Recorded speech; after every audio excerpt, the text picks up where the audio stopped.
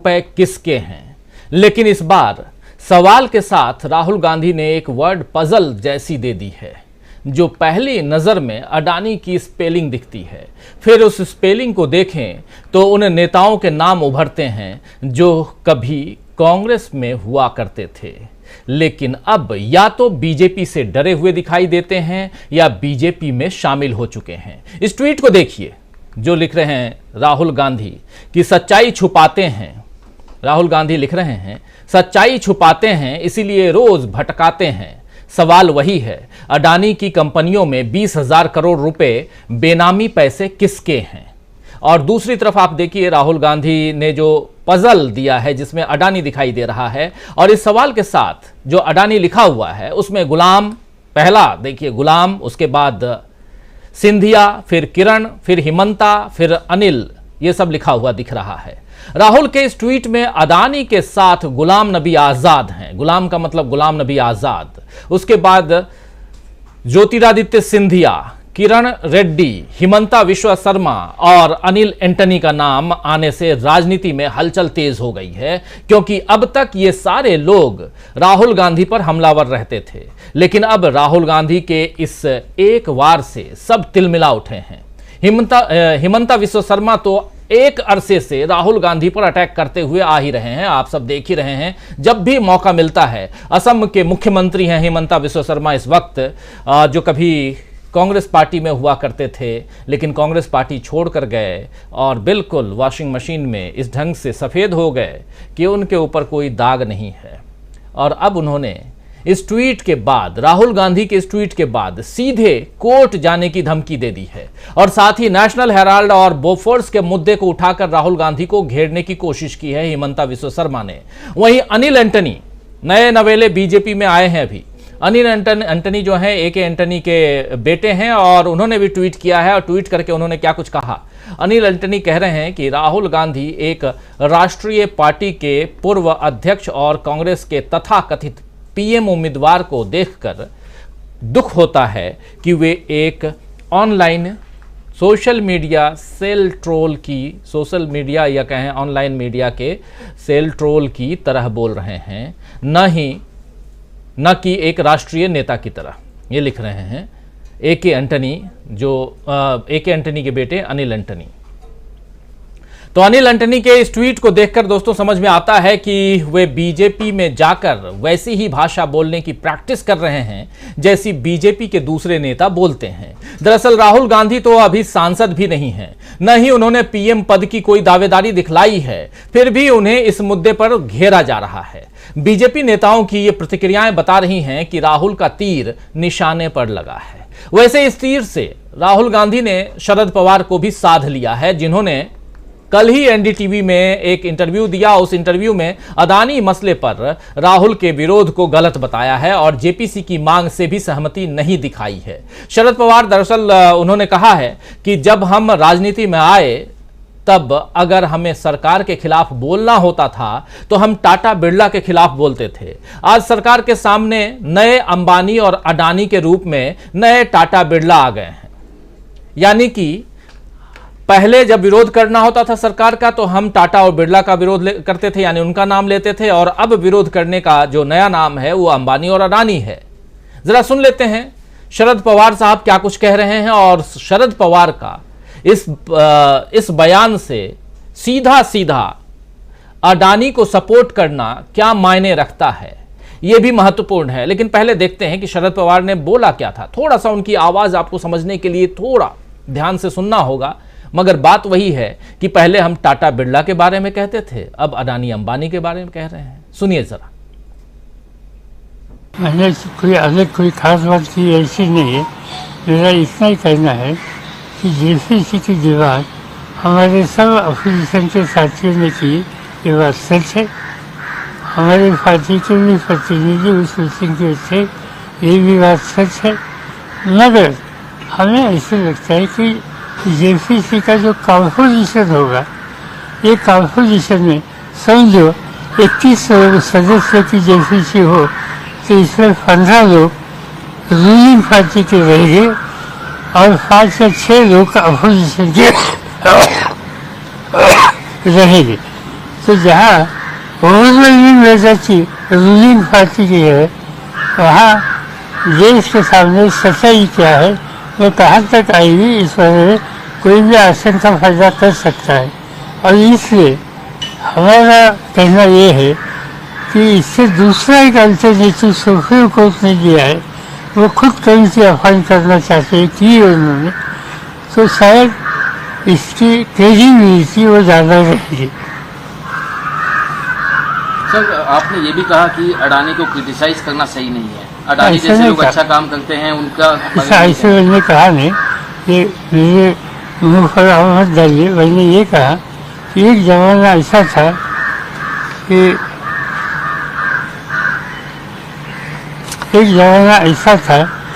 उस ज़माने में हम हमेशा रूलिंग पार्टी पर क्रिटिसिज्म करना हो तो टाटा बिरला पर हम क्रिटिसिज्म करते थे। आजकल टाटा बिरला का नाम लेते नहीं। और दूसरा देशवासियों को ये पता लगा है, अंदाजा है कि टाटा का भी देश में कॉन्ट्रीब्यूशन है, इसलिए आजकल अडानी अंबानी नाम लेते हैं। तो उनका कॉन्ट्रीब्यूशन क्या है इसमें, इस बारे में सोचने की आवश्यकता है। दूसरी बात, आज मुझे लगता है कि हमारे सामने दूसरे इशू ज़्यादा इम्पोर्टेंट है। एक अनएम्प्लॉयमेंट, दूसरा प्राइस राइज और तीसरा फार्मर्स किसानों की समस्या। तो यहां साफ साफ कह रहे हैं, आप सुन रहे होंगे अगर ध्यान से आपने सुना हो तो शरद पवार साहब कह रहे हैं कि अदानी का इशू, अंबानी अदानी का इशू जो है, इससे ज्यादा इंपॉर्टेंट इशू अनएम्प्लॉयमेंट है, प्राइस राइज है, यानी कि बेरोजगारी है, महंगाई है और किसानों की समस्या है। इन तीनों पे बात होनी चाहिए, न कि अडानी पर बात करनी चाहिए। तो शरद पवार ने टाटा, बिरला से अडानी और अंबानी की तुलना तो कर दी, लेकिन इस तथ्य पर गौर नहीं किया कि जब टाटा बिरला का जमाना था तो देश में उद्योगपतियों का एकाधिकार नहीं होता था। अब तो सारी संपत्तियों पर दो लोगों का नाम लिखा जा रहा है। इसी बात पर राहुल गांधी सवाल उठा रहे हैं। बहरहाल शरद पवार ने अडानी मसले पर अलग रुख दिखाया तो इसे विपक्षी एकता में दरार की तरह पेश किया गया, लेकिन शिवसेना सांसद संजय राउत ने साफ कर दिया है कि इससे विपक्षी एकता पर कोई असर नहीं पड़ेगा। सुन लीजिए संजय राउत को। जरूर शरद पवार साहब की भूमिका गौतम अडानी और उनके ऊपर जो इल्जाम लगे हैं आफ्टर हिडनबर्ग रिपोर्ट, उस बारे में उनकी बात कही। शरद पवार साहब ने यह कहा है कि विपक्ष जेपीसी की मांग कर रहा है, लेकिन जेपीसी से कोई मतलब साध्य नहीं होगा। जेपीसी का चेयरमैन बीजेपी का होता है, जेपीसी के जो मेंबर्स होते हैं वो कमेटी के, उसमें बहुमत बीजेपी का होता है। तो जो उनको चाहिए वही रिपोर्ट वो बना देंगे। एक पर्याय दिया है, एक विकल्प है न्यायालयीन जांच, ये पवार साहब का कहना है। तो ठीक है, ये ममता बनर्जी हो या तृणमूल कांग्रेस या एनसीपी, अडानी के बारे में उनकी अलग राय है, हो सकती है अपनी राय, लेकिन उसका मतलब ये नहीं कि जो एकजुट है विपक्ष की उसमें कोई दरार आ जाए। कोई दरार नहीं आएगी, ना महाराष्ट्र में आएगी, ना राष्ट्रीय स्तर पर आएगी।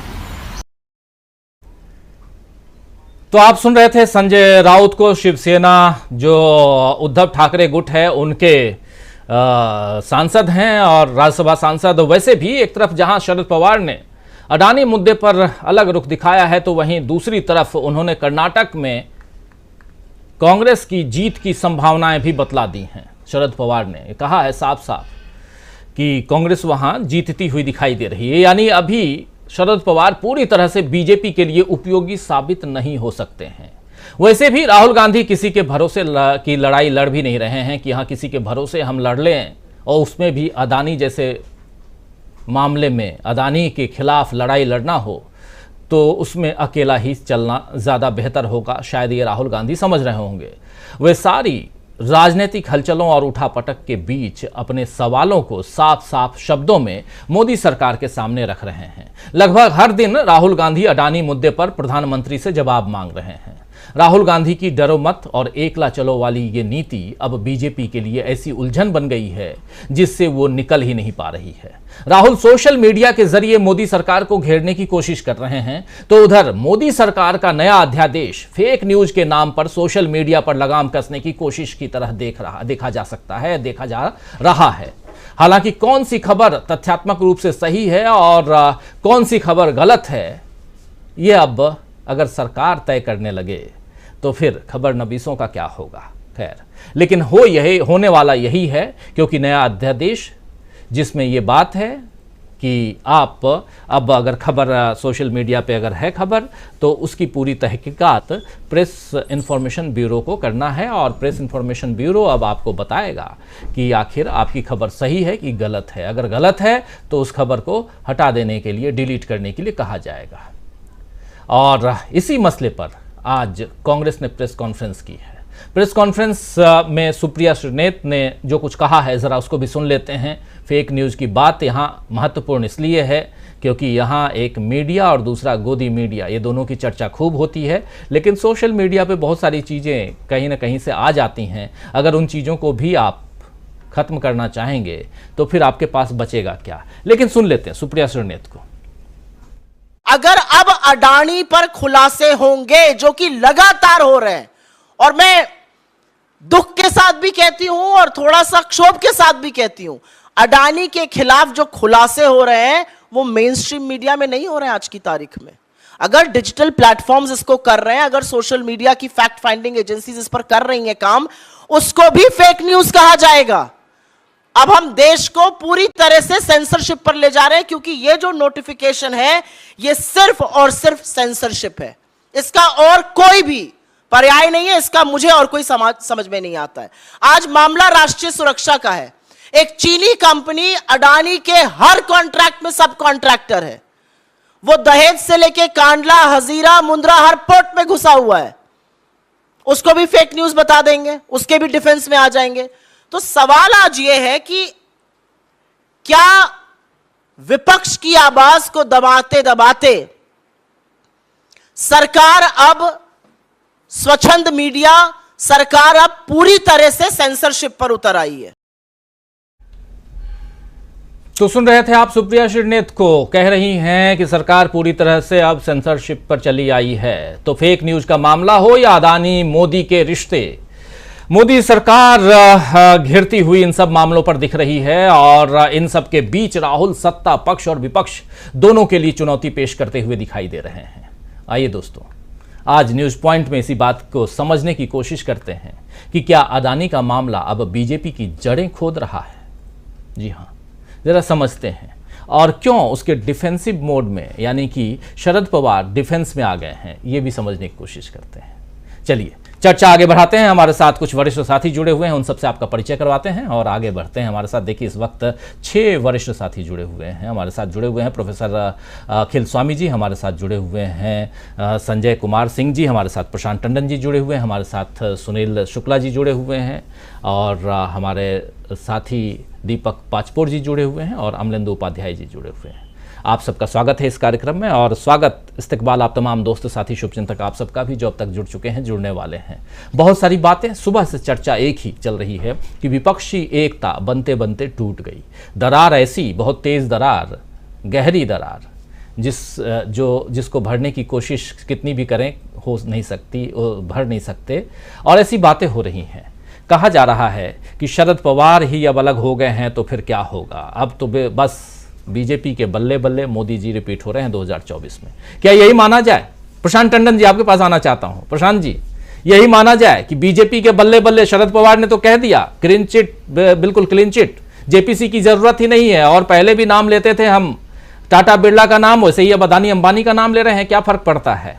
देखना जरूरी, जेपीसी की मांग या अदानी के मसले को न देख करके आपको देखना चाहिए अनएम्प्लॉयमेंट को, यानी बेरोजगारी को, महंगाई को, किसानों के मुद्दे को। कहां फालतू के पड़े हुए हैं आप अदानी के चक्कर में? क्या कहेंगे? जी राजीव जी, शरद पवार इस वक्त मौजूदा दौर में सबसे सीनियर पॉलिटिशियन है, और वो जो भी बात कहते हैं करते हैं बहुत ही सोच समझ कर करते हैं। अब सवाल ये है कि उनकी पॉलिटिक्स को समझना आसान नहीं है और ये उनके किसी बयान को लेकर उड़ जाना उचित नहीं होगा। हम शरद पवार की जरा राजनीति देखते हैं, 4-5 दशक की जब भी से उनकी राजनीति है। देखिए, पवार साहब कांग्रेस में थे, कांग्रेस से बीच में निकले थे, फिर कांग्रेस में आए थे, यंगेस्ट चीफ मिनिस्टर रहे हैं वो और महाराष्ट्र के। उसके बाद जब वो एनसीपी बनाया उन्होंने, जब कांग्रेस से निकले, तो पवार साहब के बारे में कहा जाता था कि उनकी तो जेब में 50 मेंबर ऑफ पार्लियामेंट रहते हैं। ऐसी धारणा पार्लियामेंट के गलियारों में उनके बारे में होती थी, राजनीति के गलियारों में उनके बारे में होती थी कि पवार साहब की तो जेब में 50 एमपी रहते हैं। लेकिन जब कांग्रेस छोड़ के गए तो इनके साथ तारिक अनवर और पीए संगमा, लेकिन उसके बाद भी आप देखिए कि कांग्रेस से सोनिया गांधी को चिट्ठी लिखकर विदेशी मूल के मामले पे वो कांग्रेस छोड़ के गए। आज जो लोग विपक्ष में हैं, चाहे तृणमूल कांग्रेस है, चाहे जेडीयू है, नीतीश कुमार है या डीएमके है, सब किसी न किसी दौर में बीजेपी के साथ पार्टनरशिप उन्होंने किया, एनडीए में रहे। 2 लोगों को छोड़ के कांग्रेस के अलावा, आरजेडी और एनसीपी शरद पवार कभी बीजेपी के साथ नहीं गए। तो उनकी पॉलिटिक्स मुद्दों पे आधार पे जरूर कुछ ना कुछ अलग होगी, लेकिन शरद पवार की जो पॉलिटिक्स है, मूल है पॉलिटिक्स का, वो कांग्रेस की विचारधारा के इर्द गिर्द है। इस बात को हम लोग समझ, तो उनके एक बयान से उनकी पूरी 50 साल की 60 साल की राजनीति का निष्कर्ष निकाल लेना ठीक नहीं होगा। एक बात। दूसरी बात राजीव जी क्या है कि सब रीजनल पार्टियां हैं, इन सब पार्टियों को अगले 6 महीने में बंद कमरों में बहुत मजबूत और बहुत कड़वी लड़ाई लड़नी है एक सीट के लिए। कांग्रेस, एनसीपी और शिवसेना को भी, आरजेडी और कांग्रेस को और जेडीयू को भी, डीएमके और कांग्रेस को भी, केरल में लेफ्ट फ्रंट और कांग्रेस को भी, तो बंद कमरे के अंदर जो सीट शेयरिंग का बातें होंगी वो बहुत गर्म माहौल में होंगी, एक एक सीट के लिए झगड़ा होगा। तो उसका स्पेस, पब्लिक स्पेस में उसकी एक जगह है, उसकी एक गुंजाइश, उसकी एक बार्गेनिंग पावर बना के रखनी मजबूरी है इन सब पार्टियों की। और ये पॉलिटिक्स है। सावरकर का जब मामला उठा था शिवसेना उद्धव ठाकरे की तरफ से, तो भी मैंने यही कहा था कि उनका मुद्दा सावरकर अलग है कांग्रेस से, लेकिन वो बाहर नहीं जाएंगे। और आप देखिए कुछ ही दिन बाद अभी हाल में संजय राउत ने क्लियर कर दिया, राहुल गांधी से मुलाकात हुई और क्लियर हो गया। तो ये सब पार्टियों का, अभी नीतीश कुमार का बयान आपने 3-4 दिन पहले दिखाया, उसके बाद आप देखिए कि सॉर्ट आउट हो गया मामला। तो ये जो तकरार है, मैं ये भी नहीं कहूंगा कि ये कोई न्यूरा कुश्ती है, न्यूरा कुश्ती भी नहीं है, ये गुंजाइश है पॉलिटिकल पार्टियां बना के रखती हैं। लेकिन इसका यह मतलब नहीं कि राष्ट्रीय स्तर पर कोई गठबंधन नहीं हो रहा, गठबंधन होगा, लेकिन गठबंधन के अंदर बहुत हार्ड बार्गेनिंग होगी, एक एक सीट के लिए होगी। कई बार तो राजीव जी हम लोगों ने देखा है कि जो नंबर 2 पे कोई कैंडिडेट रहा है और एक बार नहीं 2 या 3 इलेक्शन में रहा है, उसकी सीट भी छोड़नी पड़ती है। कितना तकलीफ से होता होगा उस पार्टी को जब वो सीट छोड़नी पड़े। या कोई मेंबर ऑफ पार्लियामेंट किसी पार्लियामेंट्री कंस्टिट्यूंसी से जीत रहा लगातार और जीत रहा है, वो भी गठबंधन के को बचाने के लिए वो सीट छोड़नी पड़ती है कई बार।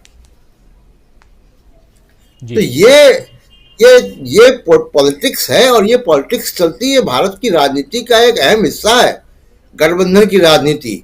और गठबंधन की राजनीति में ये सब होता है। आप देखिए ना, जेडीयू और बीजेपी का जब अलायंस हुआ तो जेडीयू ने कितनी सीटें छोड़ी जेडीयू के लिए। तो ये तो इसको मैं लेकर बहुत इसको ऐसा नहीं मान रहा हूं कि ये पवार ने जो कह दिया तो वो ये हो गया वो हो गया। दूसरी चीज कि अडानी का इशू रहेगा, मैंने पहले भी कहा, आज भी कहा, और भी लोग कह रहे हैं, अडानी का इशू, अडानी बोफोर्स बन चुका है, वो जनता के बीच में चला गया है। अब पवार साहब की जो भी मजबूरी हो, जो भी उनका व्यक्तिगत मामला हो, लेकिन अडानी का इशू रहेगा। उन्होंने भी अडानी पे जेपीसी के प्रोब की मांग की और उसी के बाद देखिए कि शिवसेना का बयान आ गया। शिवसेना ये कह रही है कि वो उनका व्यक्तिगत मामला है और अलायंस है और हम अडानी पर रहेंगे। तो ये कोई अलायंस को तोड़ने नहीं जा रहा है, ऐसा मुझे लगता नहीं है। जी, अलायंस को तोड़ने नहीं जा रहा है। और खासकर शरद पवार का बयान क्या मायने रखता है, उस गुत्थी को सुलझाने की हम कोशिश कर रहे हैं। और साथ साथ राहुल गांधी एकला चलो रे के साथ अकेले आगे बढ़ते हुए अडानी पे दिखाई दे रहे हैं, या अडानी के मामले पे और भी दूसरे दल उनके साथ हैं, ये हम समझने की कोशिश कर रहे हैं। क्योंकि सुबह से यही बताया जा रहा है कि अब राहुल गांधी अकेले हो गए हैं। क्या ऐसा है? क्योंकि अभी संजय राउत का बयान आपने सुना, संजय राउत साफ कह रहे हैं कि हम साथ हैं, लेकिन हाँ, ममता बनर्जी और शरद पवार का नाम जरूर ले रहे थे संजय राउत कि हाँ जेपीसी के मामले में वो थोड़ा। लेकिन दूसरी तरफ क्या अडानी का मामला जड़ों तक, यानी कि बीजेपी की जड़ों तक पहुंच चुका है? ये भी जानने की कोशिश करते हैं। आते हैं प्रोफेसर अखिल स्वामी जी आपके पास, और आपसे समझना चाहता हूं, आज जिस ग्राफिक्स के साथ, पजल के साथ कहें, जिसमें अडानी लिखा हुआ दिखाई दे रहा है, 6 अलग अलग नेताओं के नाम हैं, और उन नेताओं के नाम जिसमें गुलाम हैं, यानी गुलाम नबी आज़ाद हैं, आप देखिए, उसके अलावा सिंधिया साहब हैं, ज्योतिरादित्य सिंधिया, फिर किरण हैं, किरण रेड्डी जो अभी अभी नए नवेले पहुंचे हैं बीजेपी में। और देखिए मज़ेदार चीज़, गुलाम नबी आज़ाद बीजेपी में नहीं गए, अपनी पार्टी बनाए, लेकिन बीजेपी के साथ हैं, साफ दिखाई देता है। ज्योतिरादित्य सिंधिया बीजेपी में जा चुके हैं, किरण रेड्डी बीजेपी में जा चुके हैं, हिमंता बिस्वा शर्मा जो बिल्कुल वॉशिंग मशीन में साफ हो चुके हैं, सफेद हो चुके हैं, और अनिल साहब जो हैं, ये अभी अनिल एंटनी की बात कर रहा हूं, ये साहब जो अभी अभी 2 दिन पहले बीजेपी में गए हैं। तो इन 6, 1, 2, 3, 4, 5 नेताओं के नाम से एक पजल तैयार होता है, और राहुल गांधी लिखते हैं कि सच्चाई छुपाते हैं, इसीलिए रोज भटकाते हैं। सवाल वही है, अडानी की कंपनियों में 20,000 करोड़ रुपए बेनामी किसके पैसे हैं? जरा अडानी की कंपनियों के बारे में हम लोग बहुत चर्चा कर चुके हैं। आप अर्थशास्त्री हैं, आपसे फिर से समझना चाहता हूं प्रोफेसर अखिल स्वामी जी, कि आखिर राहुल गांधी को क्या तुरूप का इक्का मिल गया है अडानी के नाम पे, जिसको छोड़ने का बिल्कुल छोड़ना ही नहीं है, ये सोचकर उन्होंने रख लिया है 2024 तक। लेकिन दूसरी तरफ आज बल्ले बल्ले कह रहे हैं लोग कि शरद पवार जैसा नेता अगर अडानी के मामले में जेपीसी की बात न करे, उसकी मांग न करे, तो इसके बाद और क्या बचता है? दोनों तीनों बातें आपके सामने रख चुका हूं, जरा आपकी प्रतिक्रिया।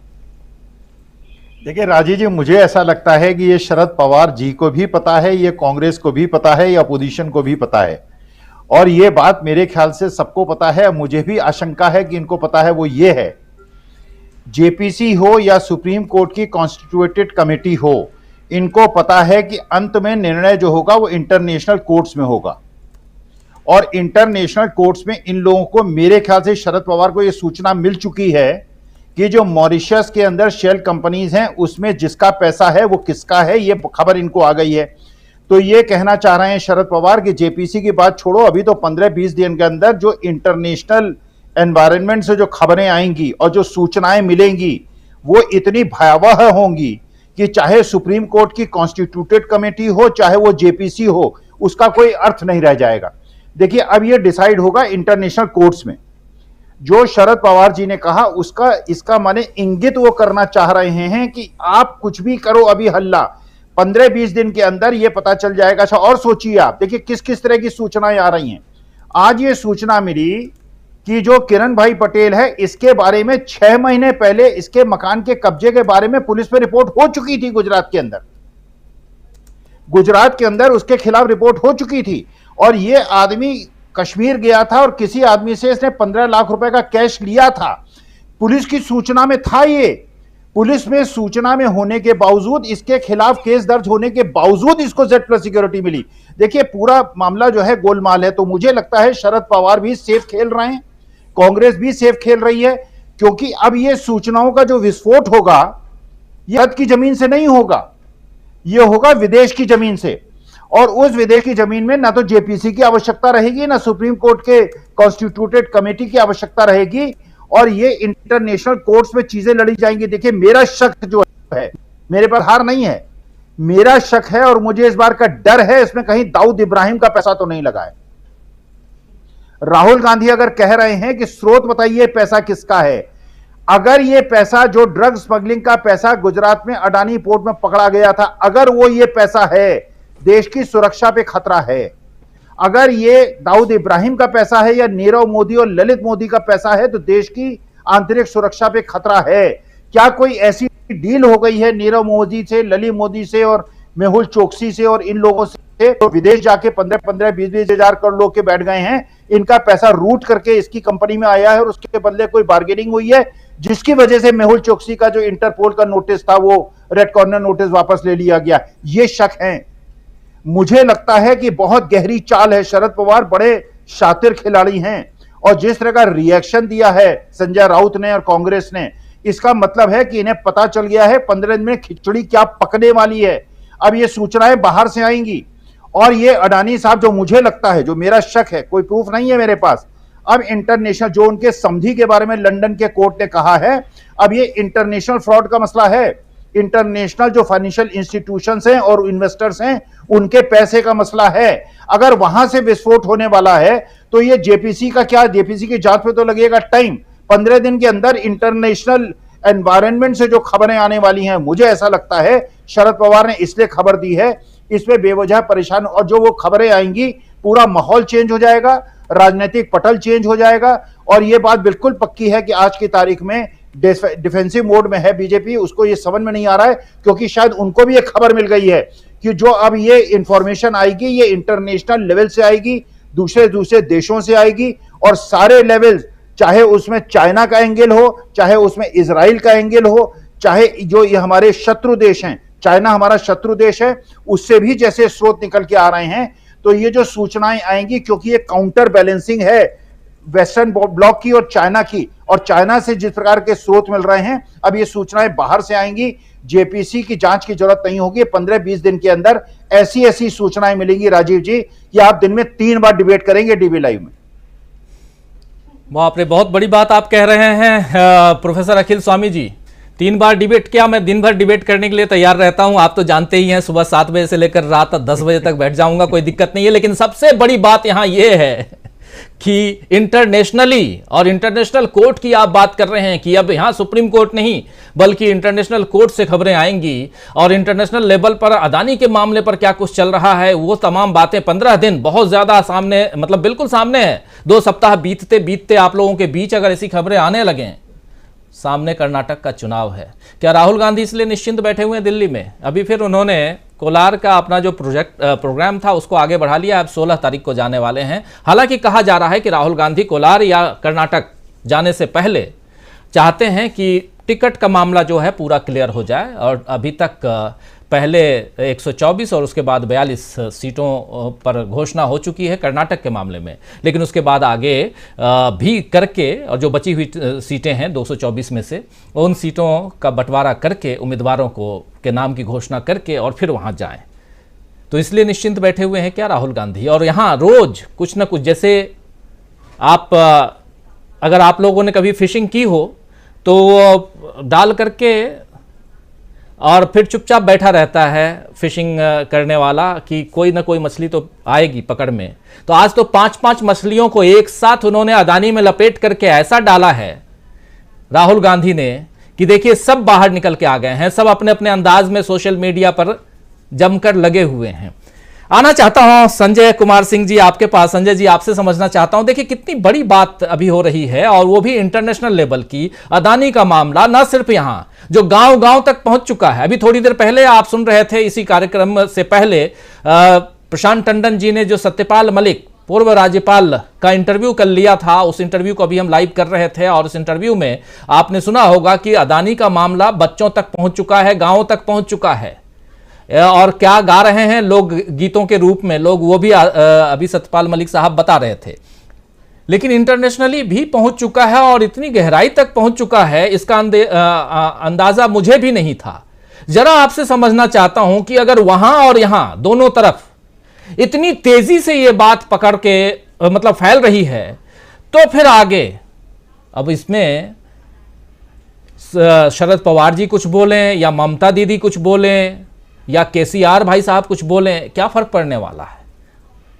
तीर तो कमान से बाहर है। और क्या उसी बचाव में यहां मोदी जी बार बार, आज भी वहां तेलंगाना में थे मोदी जी और वहां परिवारवाद और कांग्रेस को लेकर के कोसते हुए नजर आए तेलंगाना में? क्या यही कारण है कि बचाव की मुद्रा में हैं, ढाल बना करके और भाग रहे हैं और पीछे पीछे अदानी का मुद्दा जो है वो पीछा कर रहा है? इंटरनेशनल कनेक्शन जरा उसको आगे बढ़ाइए।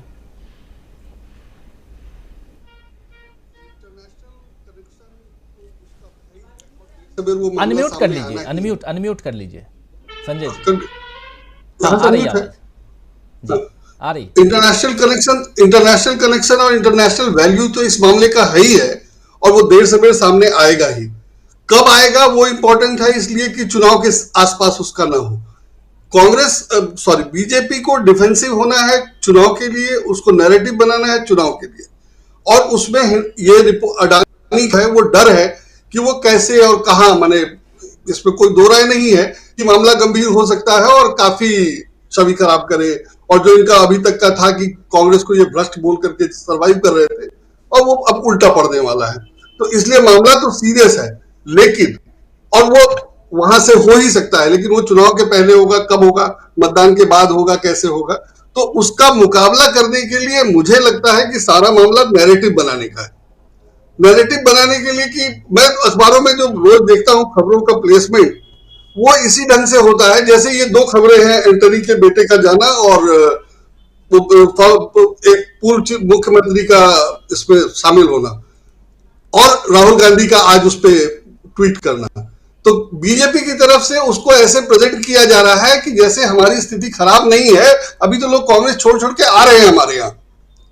और उसी को काउंटर करने के लिए राहुल गांधी ने ये आज जो पजल बनाया है और ये जो 5 नाम साफ साफ लिख दिए हैं वो लिख दिए। तो मुझे लग रहा है कि अभी तक बीजेपी ही खेल रही थी, अब कांग्रेस या राहुल गांधी भी खेलने लगे हैं। तो अब अभी तक ये सिर्फ आरोप लगाते थे, कांग्रेस जवाब नहीं देती थी, और अब कांग्रेस बढ़िया से जवाब दे रही। इसलिए घबराहट साफ है, दिखाई दे रहा है। और ये मैं खुद नहीं कह रहा हूं, आप देखिए कि सब लोग, जो लोग प्राइम मिनिस्टर को या उनके भाषण को शुरू से सुनते रहे हैं, उनके प्रशंसक रहे हैं और उसको ऑब्जर्व करते हैं, उन लोगों का कहना है कि उनके भाषण में या उनके व्यवहार में घबराहट नजर आ रही है। मैं चूंकि देखता नहीं, इसलिए मैं उस पर कुछ नहीं कहूंगा। मुझे कोई बिल्कुल आइडिया नहीं है कि पहले कैसे भाषण देते तब कैसे, मैं उनको बिल्कुल नहीं देखता। लेकिन जो लोग देखते रहे हैं उनका ये कहना है कि उस पर असर है। तो घबराहट तो बहुत साफ है। अभी तक जो हम लोग मोटा मोटी मान सकते हैं कि पॉलिटिशियंस मिल बांट कर खाते थे, जब इनको मौका मिलता था तो ये खाते थे, जब उनको मौका मिलता था तो वो खाते थे और चुप रहते थे। नरेंद्र मोदी ने एक नई वो निकाली कि हम तो सबकी पोल खोल देंगे और खुद खाते रहेंगे। ऐसा नहीं कि खुद नहीं खा रहे हैं, खुद नहीं खा रहे होते तो अच्छी स्थिति होती, लेकिन गड़बड़ ये है कि इन्होंने अपना वाला काम तो छोड़ा नहीं, दूसरों की पोल खोलते रहे। तो उस हिसाब से, और इनको लग रहा था कि हम कभी हारेंगे ही नहीं, या जो भी गलतफहमी रही हो या नहीं रही हो, लेकिन अब सब मिलाकर के वो फंस गए हैं। इनके जो चाल है, मतलब जो इनका चुनाव जीतने का है, दंगा, झूठ बोलना, नैरेटिव बनाना वगैरह वगैरह, वो सब अब धीरे धीरे पिट रहा है।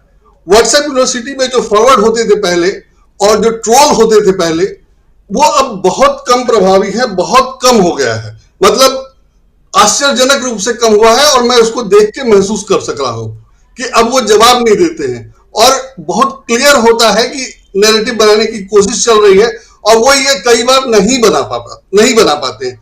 जैसे अभी सुप्रीम कोर्ट में एक जो फैसला आया कि एजेंसीज का दुरुपयोग नहीं किया जाना है, और सुप्रीम कोर्ट ने कहा कि हम उस पर कोई आदेश नहीं देंगे और वो गलत होगा।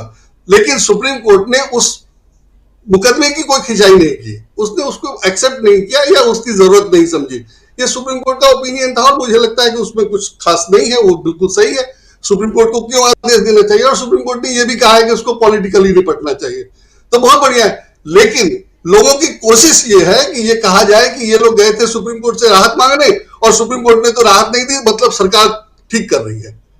ये नहीं फैला पा रहे हैं, कोशिश चल रही है इस पे फैलाने की। और ये इस तरह की खबर अभी तक मुझे कहीं दिखी नहीं है। ये छोटे लेवल पे लोग, कार्यकर्ता लोग कोशिश कर रहे हैं, बड़े लेवल पे नहीं हुआ। तो सारा मामला ये होता है नैरेटिव बनाने का। तो नैरेटिव अभी शरद पवार से एनडीटीवी ने इंटरव्यू क्यों कर लिया? मोहित्रा ने ठीक कहा है कि अडानी के मित्रों का इंटरव्यू करिए तो होगा क्या, यही होना है। तो वो तो हो रहा है। तो उसके हिसाब से ये लोग नैरेटिव बनाना चाह रहे हैं, और नैरेटिव सिर्फ इसलिए बनाना चाह रहे हैं कि हालत खराब है और कोई चारा नहीं है। व्हाट्सएप फॉरवर्ड, पहले कुछ भी फॉरवर्ड कर दिया जाता था, अब वो नहीं होता है। अब व्हाट्सएप फॉरवर्ड में आप देखिएगा कि उसकी क्वालिटी और करने वाले लोग, बहुत लोग अलग होते गए हैं। अभी एक सज्जन ने मुझे फोन किया कि मैंने ये रामायण वाला फॉरवर्ड किया है, इसमें क्या बुराई है? इस पे भी लोग मेरी आलोचना कर रहे हैं कि इसको नहीं फॉरवर्ड करना चाहिए। तो मैंने कहा उनसे कि आपने अभी तक जितना फॉरवर्ड किया है, मैं सब उसके खिलाफ था, और आपके फॉरवर्ड से मैं इतना ऊब गया हूं कि मैंने आपके फॉरवर्ड को देखना छोड़ दिया। तो मैंने देखा नहीं है, इसको देखकर बताता हूं।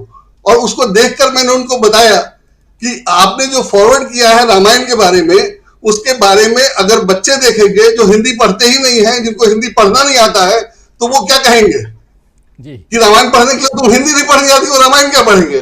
तो आप उस ग्रुप में अगर ये चीज फॉरवर्ड करेंगे तो आपके बारे में क्या छवि बनेगी, सोचिए। तो कहा तो आदमी गलत न्यूज फॉरवर्ड कर रहा था, वो अब रामायण फॉरवर्ड नहीं कर पा रहा है। ये 20 साल का बीजेपी की कमाई है, जो जिस ढंग से इन लोगों ने करा था। तो 20 साल में जिस ढंग से फॉरवर्ड हो जा रहा था और जिस ढंग से नैरेटिव बन रहा था और जिस तरह से टारगेट किया जा सकता था ऑडियंस को, वो अब संभव नहीं है। तो इन सारी बातों से ऐसा नहीं है, जब मैं समझ रहा हूं तो वहां तो लोग समझ ही रहे होंगे, जो लोग ये कर रहे थे। तो ये सब समझ करके उनकी हालत खराब है, और सारा मामला नैरेटिव बनाने का है। उसमें कितने सक्सेसफुल होंगे, कैसे नहीं होंगे, वो इंपॉर्टेंट है। लेकिन टारगेट ऑडियंस या इलेक्शन में बदलने के लिए, सबके लिए जो जब अगर कुछ गड़बड़ हो तो एकमात्र रास्ता है कि सरकार बदले। और सरकार बदलने के लिए सिर्फ फेंसिटर्स को इधर उधर होना है। जो कट्टर समर्थक है और कट्टर विरोधी है वो तो वही रहेंगे जैसे हैं। तो फेंसिटर्स को इधर उधर करना है, और उसमें नैरेटिव बहुत इंपॉर्टेंट चीज है। तो मुझे लग रहा है कि उसमें काम ठीक हो रहा है, और अभी बहुत उम्मीद ना भी की जाए तो खराब स्थिति नहीं है। जी राजीव जी, बिल्कुल, बहुत उम्मीद ना भी की जाए तो खराब स्थिति नहीं है। क्या अडानी का मामला, जो नैरेटिव सेट होने वाली बात थी सुनील शुक्ला जी, अडानी के मामले से राहुल गांधी ने देश में भ्रष्टाचार के मुद्दे को सामने रख के एक नैरेटिव 2024 के लिए सेट कर दिया है, जिस भ्रष्टाचार के नाम पर मोदी अभी भी भाषण देते हैं और विपक्ष को कोसते हैं, कहते हैं कि कई लोग जमानत पे हैं, कई लोगों के यहाँ ईडी है। आज ही भाषण सुन रहा था, अपनी तो मजबूरी है, हम सुनते हैं प्रधानमंत्री की भाषण, और क्यों नहीं सुने, चाहे गृह मंत्री का भाषण सुनते हैं क्योंकि शाम को प्रोग्राम करना है। तो सुन रहा था भाषण, तो उस भाषण में सुनील शुक्ला जी, प्रधानमंत्री जी कह रहे थे कि ये इतने लोग गए सुप्रीम कोर्ट ईडी के खिलाफ और इन सब के खिलाफ, वहां मुंह की खानी पड़ी। जरा आपसे समझना चाहता हूं कि एक तरफ भ्रष्टाचार के नाम पर प्रधानमंत्री नरेंद्र मोदी जो हैं वो चुनाव को आगे ले जाने की कोशिश कर रहे हैं, जहां भी जा रहे हैं वहां पर ये बात कह रहे हैं, परिवारवाद का नाम भी ले रहे हैं। लेकिन दूसरी तरफ राहुल गांधी हैं जो एक नैरेटिव सेट करते हुए नजर आ रहे हैं। क्या आपको भी लगता है कि राहुल गांधी ने अडानी के मामले को सामने ला करके नैरेटिव सेट कर दिया है, यानी 2024 का चुनाव जो है वो सेट हो चुका है कि किस पिच पे जाना है, या कुछ और है? विपक्षी दलों की बात कर रहा हूं मैं इस हिसाब से। डिफेंसिव वे में, डिफेंसिव मोड में तो वो सामने वाले हैं ही, यानी सत्ता पक्ष है ही, और सत्ता पक्ष कुछ और करने की कोशिश में भी है। वो भी अभी दिखाई दे दिया रामनवमी के समय में। जरा आपकी टिप्पणी इस पे। धन्यवाद राजीव जी। मेरा मानना है कि आगामी चुनावों के लिए, चाहे लोकसभा का चुनाव हो चाहे इस साल होने वाले विधानसभा चुनावों के लिए भी, भ्रष्टाचार एक बड़ा मुद्दा है और ये बन गया है। विपक्ष ने और खासतौर से राहुल गांधी ने अडानी के मुद्दे को ला करके, यह अडानी का मुद्दा नहीं है, यह किसी औद्योगिक घराने का मुद्दा नहीं है, यह मुद्दा यह है कि लोगों के आर्थिक हितों की अवहेलना की गई। एक औद्योगिक घराने को नियमों के विरुद्ध संरक्षण दिया गया और उसको अपनी संपदा बनाने के लिए मौके दिए गए, और जो नियंत्रण और जो नियामक संस्थाओं को काम करना चाहिए था वो संस्थाएं काम नहीं की। जो सामान्य निवेशक है उसको भी ये लग रहा है कि हम, जो आदमी शेयर मार्केट में क्यों जाता है कि कम पैसा लगा करके ज्यादा पैसा कमाएगा, उसको ये लगने लगा है कि हमको उन्होंने ज्यादा पैसा लगाया और उसका रिटर्न हमको नहीं मिल रहा है। दूसरी चीज ये लोगों को लगने लगा कि जो सार्वजनिक आर्थिक संस्थाओं के पैसे हैं, जो सामान्य इस देश के सामान्य नागरिकों का पैसा है, उस पैसे को भी दांव पे लगा करके एक औद्योगिक घराने को एक औद्योगिक घराने की पूंजी बढ़ाने की कोशिश की गई। तो भ्रष्टाचार एक बड़ा मुद्दा है। अगर ये मुद्दा न होता तो आप यकीन मान के चलिए कि कर्नाटक के जिस सम्मानित विधायक जी के घर में वो पैसा बरामद हुआ, वो जेल न गए होते। भारतीय जनता पार्टी अपनी बातों को इतनी जल्दी एक्सेप्ट नहीं करती। आपको याद होगा केंद्रीय गृह राज्य मंत्री सम्मानित मिश्रा जी के खिलाफ क्या क्या आरोप लगे, लेकिन इस्तीफा नहीं हुआ तो नहीं हुआ। लेकिन चूंकि ये भ्रष्टाचार का मुद्दा गर्म है और यह भ्रष्टाचार का मुद्दा इसलिए महत्वपूर्ण हो गया ना, बिल्कुल आप सही कर रहे हैं कि जब ये भ्रष्टाचार का मुद्दा उठा है, लोग उसको गंभीरता से लिए हैं। और अगर भ्रष्टाचार का मुद्दा न होता तो जो भारतीय जनता पार्टी के नेता भ्रष्टाचार की बार बार बात करते हैं कि ईडी केंद्रीय एजेंसियों से डरे हुए लोग जिनके खिलाफ भ्रष्टाचार की कार्रवाई होती है, उसका मुद्दा नहीं उठाते, क्योंकि उनको काउंटर करना, उनको यह बताना है कि भारतीय जनता पार्टी भ्रष्टाचार की गतिविधियों में शामिल नहीं है, यह विपक्ष है जो भ्रष्टाचार की गतिविधियों में शामिल है, और वह नेता अपने आप को बचाव में लाने के लिए इस तरह की बात कर रहा है। लेकिन यह बात लोगों के बीच में उस रूप में नहीं जा रही है जिस रूप में भारतीय जनता पार्टी चाहती है। अगर आप बात करें कि शरद पवार साहब का जो इंटरव्यू जिसकी चर्चा आपने शुरू में की, अगर शरद पवार साहब का इंटरव्यू किसी गैर चैनल पर आया होता जो अडानी साहब के नियंत्रण में नहीं होता, तो कम से कम उसकी क्रेडिबिलिटी होती। मैं मान लेता कि ठीक है जो बात हुई, और जिस तरीके से उससे सवाल पूछे, आपने कल जवाब सुनवाया, आप उस सवाल को सुनवाइए जिस सवाल के जवाब में शरद पवार साहब ने वो जवाब दिया है। वो सवाल ही जवाब वही है कि आप आम काट के खाते हैं कि चूस के खाते हैं। अगर आपको हिडेनबर्ग के बारे में पता ही नहीं है तो आप जवाब कैसे दे सकते हैं? तो ये पूरा का पूरा प्रायोजित है। मुझे नहीं लगता है कि इसका कोई बहुत ज्यादा इंपैक्ट होगा। मैं बिल्कुल प्रशांत जी की इस बात से सहमत हूं कि यह भारतीय जनता पार्टी के कहने पर उन्होंने इंटरव्यू नहीं दिया। मैं इस बात से सहमत हूं कि इस देश के तमाम कारपोरेट परिवारों से शरद पवार साहब के बहुत अच्छे संबंध रहे हैं, ये पूरा देश जानता है। कोई और कभी भी उन्होंने उसको छिपाया नहीं। संसद के फ्लोर पर सुप्रिया सुले ने डंके की चोट पे कहा है कि इन लोगों का नाम उन्होंने लिया, जितने औद्योगिक, जब ये आरोप लगाया जा रहा था, उस बहस को आप याद कीजिए कि इस देश में जो औद्योगिक विकास हुआ है वो 2014 के बाद हुआ है, और सुप्रिया सुले का जब समय आया तो उन्होंने जवाब दिया और तमाम औद्योगिक घरानों का नाम लिया और ये भी कहा कि इन लोग ये हमारे मित्र हैं, मैं इनको जानती हूं। तो इस परिवार ने कभी भी औद्योगिक घरानों से अपने संपर्कों को छुपाया नहीं। यह जो साक्षात्कार है और जो उनके घर के इंटरव्यू चैनल पर दिया गया है, वह शरद पवार साहब और अडानी साहब के आपसी संबंधों का नतीजा है। इस इंटरव्यू के बाद भी मेरा यह मानना है कि जो विपक्षी एकता है वह प्रभावित नहीं होती। अगर ये कह देते, अगर अडानी ये भी तो कहते हैं अपने इंटरव्यू में भी उन्होंने कहा है कि हाँ इसकी जांच होनी चाहिए, जांच से उन्होंने इनकार नहीं किया। उन्होंने कभी ये नहीं कहा कि जो आरोप लग रहे हैं सब बेमतलब हैं और इन चीजों से आप अलग हट जाइए। उन्होंने जेपीसी के लोग के सवाल को लेकर उठाया कि इतना हंगामा करने की कोई आवश्यकता नहीं थी, जेपीसी की जरूरत नहीं थी। ठीक है, जेपीसी से अगर आप माने जेपीसी से आप इनकार कर रहे हैं, लेकिन जांच की बात तो भी खुद भी कर रहे हैं। गोया कि अडानी का मुद्दा मतलब भ्रष्टाचार का मुद्दा, अडानी समूह का मुद्दा ये नहीं है कि अडानी के समूह में कौन चल रहा है, कौन का डायरेक्टर है, कौन एग्जीक्यूटिव मेंबर है, कौन गवर्नर बॉडी में है, इससे कोई लेना देना नहीं किसी को। उसकी गतिविधियों को, उस संस्थान के आर्थिक गतिविधियों को जिसको उठाया है राहुल गांधी ने, उन्होंने कहा कि 20,000 कहां से आए, ये किसके पैसे, ये जो सवाल उठ रहे हैं जिसको, और इसलिए से महत्वपूर्ण है। अगर यह काम कोई और सरकार करती है जिसके ऊपर तमाम भ्रष्टाचार के आरोप है, यह आरोप उस सरकार के ऊपर है जो यह कहती रही है न खाएंगे न खाने देंगे। अगर आप शंकराचार्य पे बेईमान होने का आरोप लगाएंगे तो गंभीर हो जाएगा, मलखान सिंह पे आप चोरी का आरोप लगाएंगे तो कोई उसको गंभीरता से नहीं लेगा। और भ्रष्टाचार इस देश का मुद्दा है। एक आपके सामने आम आदमी पार्टी भ्रष्टाचार के मुद्दे पे उपजी हुई पार्टी है, इतनी बड़ी पार्टी इतने कम दिनों में अस्तित्व में आ गई। मूवमेंट अगेंस्ट करप्शन यही उनका मुद्दा था और लोगों ने हाथों हाथ लिया और 2 राज्यों में उनको सत्ता सौंप दी।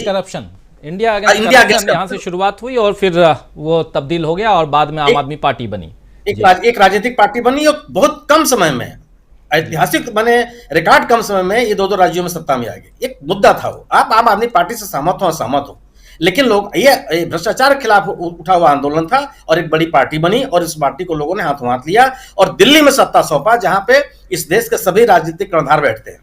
तो भ्रष्टाचार आदमी, रिश्वत देने वाला आदमी भी रिश्वत के खिलाफ होता है। वह इस बात को स्वीकार नहीं करता कि चलिए रिश्वत की परंपरा चलती रहनी चाहिए। इसलिए मेरा अपना मानना है कि मुद्दा है वो, और दूसरी इस विषय को उठा करके ही विपक्ष ने लोगों के बीच में अपनी विश्वसनीयता कायम की है। अगर भ्रष्टाचार मुद्दा नहीं, अगर आप इसकी बात मान लिया जाए कि साहब जैसे शरद पवार साहब ने कहा है कि बेरोजगारी और महंगाई की बात क्यों नहीं उठाते, तो उसको भी तो कहने वाले लोग हैं कि महंगाई कहां नहीं है, देश दुनिया किस कोने महंगाई नहीं है, इस मुद्दे क्यों आप उठाते हैं। अगर आप बेरोजगारी का मुद्दा उठाइए तो ये भी कहने वाले लोग हैं कि साहब सरकार सबको रोजगार नहीं दे सकती है, इसके उस मुद्दे को उठाते हैं। कोई ऐसा मुद्दा नहीं हो सकता जिसका लेकर के आप प्रतिकार नहीं कर सकते, असहमति नहीं व्यक्त कर सकते।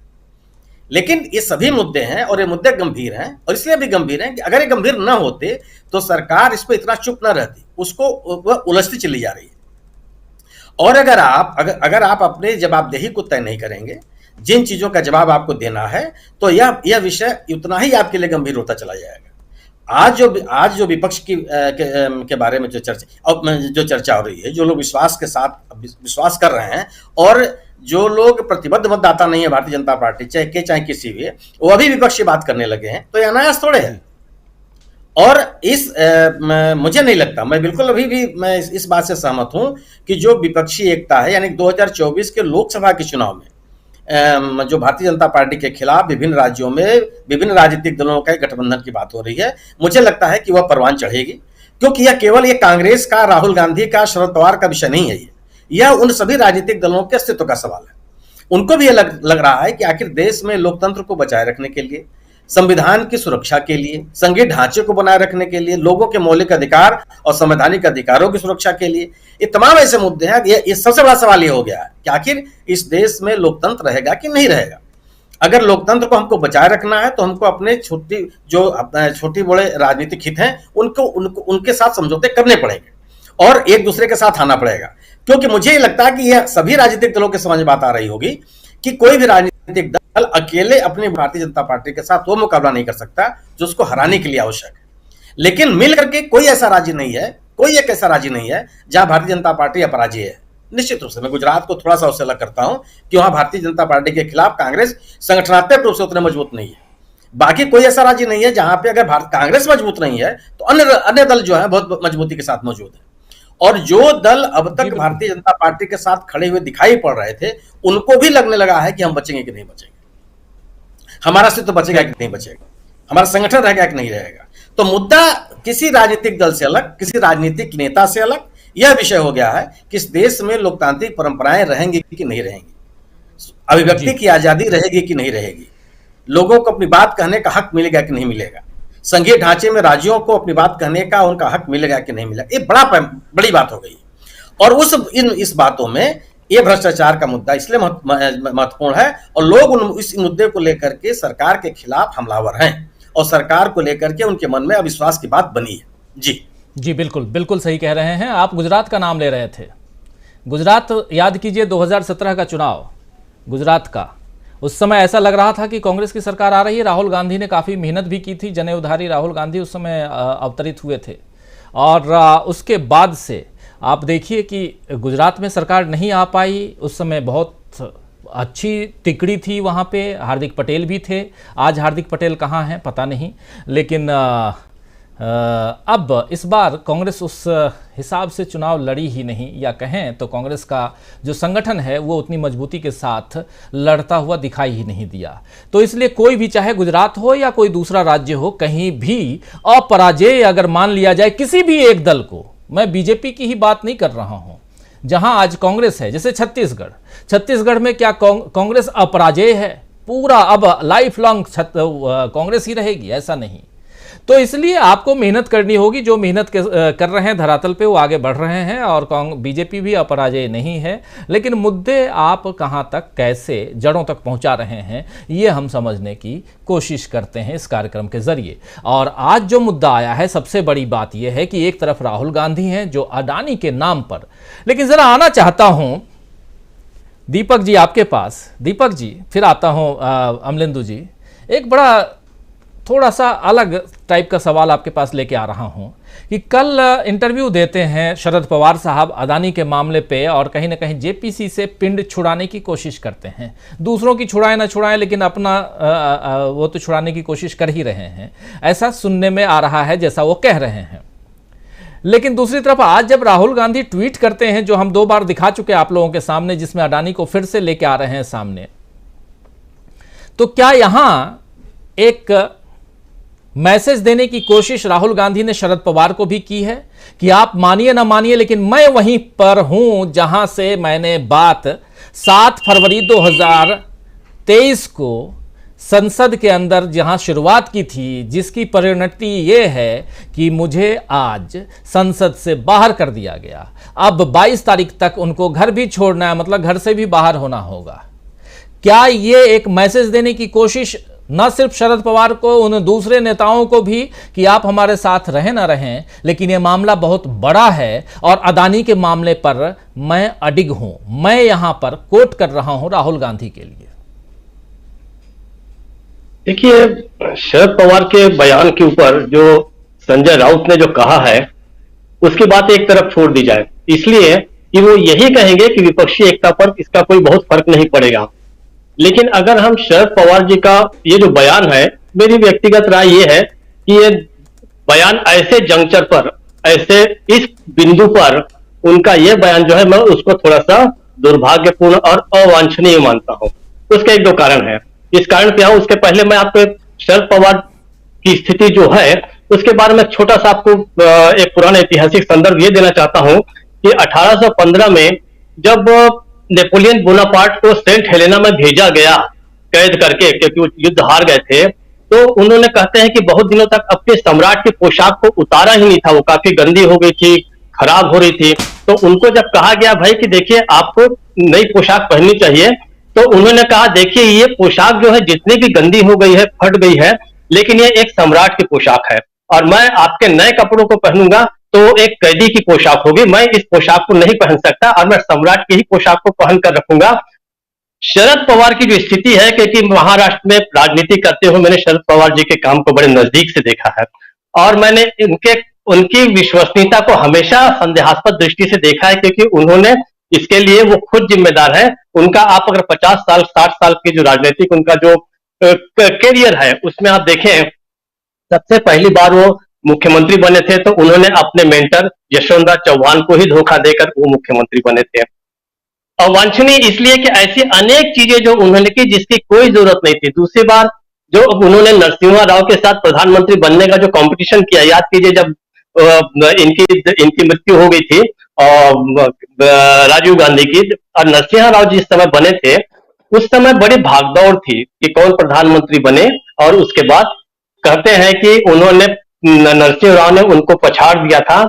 शायद इसको और बहुत लोग पुष्ट कर सकते हैं कि एक वो किसी व्यवसायी के, बहुत बड़े कारोबारी के हवाई जहाज में बैठ के पहले पहुंच गए थे दिल्ली और शायद माखनलाल पोतेदार ने उनको प्रधानमंत्री बनवाने में बहुत बड़ी भूमिका निभाई थी वगैरह वगैरह। तीसरी चीज आप याद कीजिए, भारतीय लोकतंत्र का सबसे बुरा टर्निंग पॉइंट जो है वो शरद पवार ने तब क्रिएट किया जब उन्होंने सोनिया गांधी के विदेशी मूल का जो मामला उठाया था। उसके बाद अंततः वो उस कैबिनेट में दोनों बार शामिल हुए, एक बार रक्षा मंत्री बने, एक बार कृषि मंत्री बने। तो हम क्यों न माने कि शरद पवार बहुत सारे मौकों पर अवांछनीय बातें करते हैं। अब अगर हम दूसरी बात पे आए कि वो कहते हैं कि बेरोजगारी, महंगाई और किसानों का मुद्दा ये ज्यादा महत्वपूर्ण है, तो क्या इसके मूल में वाकई अदानी और अंबानी जैसे लोगों का राइज, जो उत्थान है, जो मोदी ने क्रिएट किया है, क्या उसके लिए जिम्मेदार नहीं है? क्या महंगाई और बेरोजगारी की बात को आप आज अंबानी और अदानी को माइनस करके कह सकते हैं? नहीं कह सकते। उसका बिल्कुल दोनों का रिलेशन है। तो इस तरीके से, और सबसे बड़ी बात यह है कि शरद पवार को है चाहे देखिए महाराष्ट्र की राजनीति में आप देखिए नेतृत्व विकास दो तरीके से होता है। शहरी इलाकों में जो गणेशोत्सव होते हैं उससे शहरी विकास, शहर के जो जो नेतृत्व विकास होता है वो उससे होता है। ग्रामीण क्षेत्रों में जाए तो कोऑपरेटिव जो सेक्टर है उसने बहुत सारे नेता दिए हैं महाराष्ट्र की राजनीति में, जिसमें शरद पवार खुद हैं। लेकिन शरद पवार जैसे जैसे आगे बढ़ते गए वो कॉर्पोरेट सेक्टर के प्रतिनिधि बन गए हैं। वो इस समय जो बोल रहे हैं अदानी के बारे में बात कर रहे हैं, तो ये इसलिए मैं उसको अनफॉर्चुनेट मानता हूं कि ये सारी लड़ाई आज जो है वो कहां पर केंद्रित है, वो अदानी के खिलाफ ही तो केंद्रित है। और तीसरी बात, और जो हम ये कह रहे हैं, क्यों मैं चाहता हूं कि मेरा व्यक्तिगत मानना है कि जेपीसी में इसकी जेपीसी जांच ज्यादा महत्वपूर्ण है। वो इसलिए महत्वपूर्ण है कि वो भारत के लोकतंत्र की जीत होगी अगर जेपीसी गठित हो जाए। भाई जेपीसी में तो हमेशा ही सत्ता पक्ष का बहुमत रहा है। ऐसी कौन सी जेपीसी बनी होगी भारत में जिसमें बहुमत जो है सत्ता पक्ष का ना होगा? सत्ता पक्ष हमेशा रहेगा।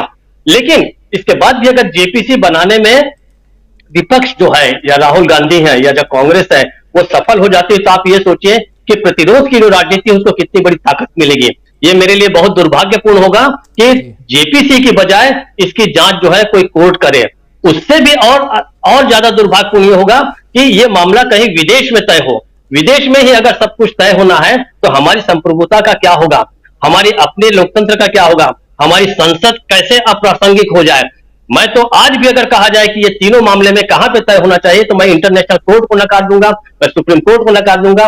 मैं कहूंगा चाहे हारे, लेकिन जेपीसी में ही बात इसलिए उठनी चाहिए कि राहुल गांधी का जो पूरा का पूरा संघर्ष है, कांग्रेस का पूरा संघर्ष है, कुछ विपक्षी दलों का संघर्ष है, हमारे जैसे सारे पत्रकारों का जो चाहते हैं कि इसकी जांच हो, अगर कोर्ट से होना है तो जनता की ताकत कहां गई? जनता की ताकत तब साबित होगी सीमित क्षमता के साथ, कम विपक्षी दल के साथ, कमजोर विपक्षी दलों के साथ, कि अगर जेपीसी की मांग मान ली जाए। तो शरद पवार के इस बयान को मैं बिल्कुल अपनी, हालांकि मेरी कोई ऐसी वो बात नहीं है कि मैं शरद पवार के बयान को कुछ इतने बड़ी इस पे कहूं, लेकिन मैं उससे डिफर करता हूं। वो ये कह रहे हैं कि इसके लिए हंगामा करने की क्या जरूरत है। ये हंगामा आज देश की सबसे बड़ी लड़ाई है, जेपीसी में ही होना चाहिए, संसद में होना चाहिए। वो जेपीसी न बने इसीलिए तो ये सारे नाटक हो रहे हैं। इसीलिए जो है संसद में कामकाज नहीं होने दिया सत्ता दल ने, इसीलिए राहुल गांधी की सदस्यता को उन्हें निलंबित किया गया, इसीलिए उनका बंगला तक जो खाली कराया जा रहा है उसके पीछे अदानी ही है। और अदानी की ये जो बात वो कह रहे हैं कि अदानी के दरअसल वो एक तरह से मैं कहूं तो मुझे कोई दिक्कत नहीं है कि उद्योग पूरे के पूरे कॉर्पोरेट सेक्टर का वो बचाव कर रहे हैं।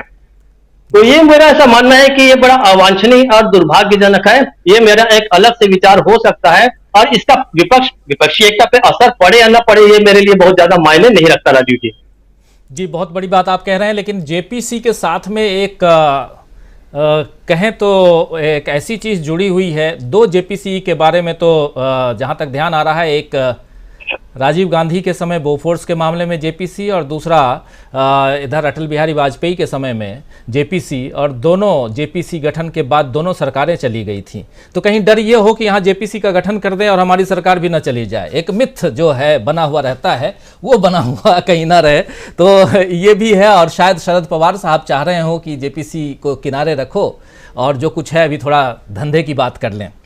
खैर, बिजनेस तो सब करते हैं, इसलिए वो उसकी बातें मैं यहाँ ला रहा हूँ। धंधा मतलब बिजनेस।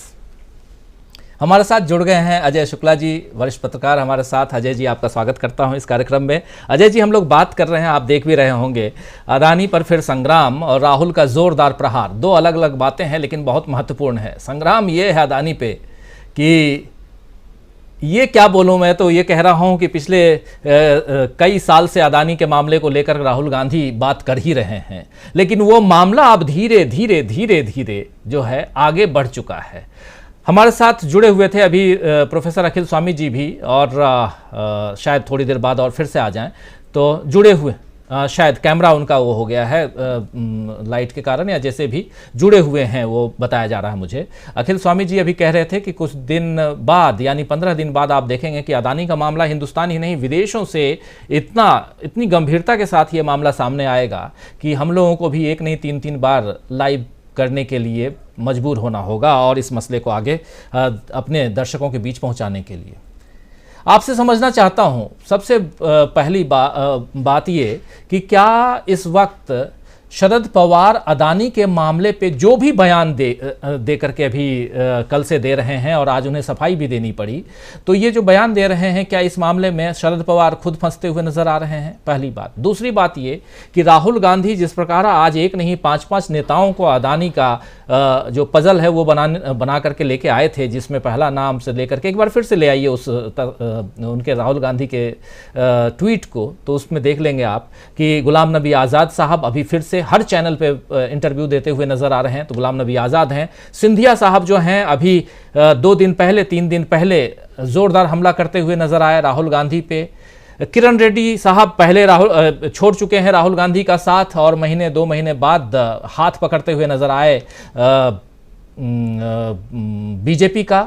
और हिमंता विश्व शर्मा जी ऑलरेडी साफ हो चुके हैं, मतलब वॉशिंग मशीन में, और सफ़ेद हो चुके हैं बिल्कुल। और अनिल एंटोनी साहब की बात तो आप सब जानते ही हैं, इनके परिवार के लोग ही कह रहे हैं कि कहाँ तुम चले गए, कम से कम पूछ के तो जाना था।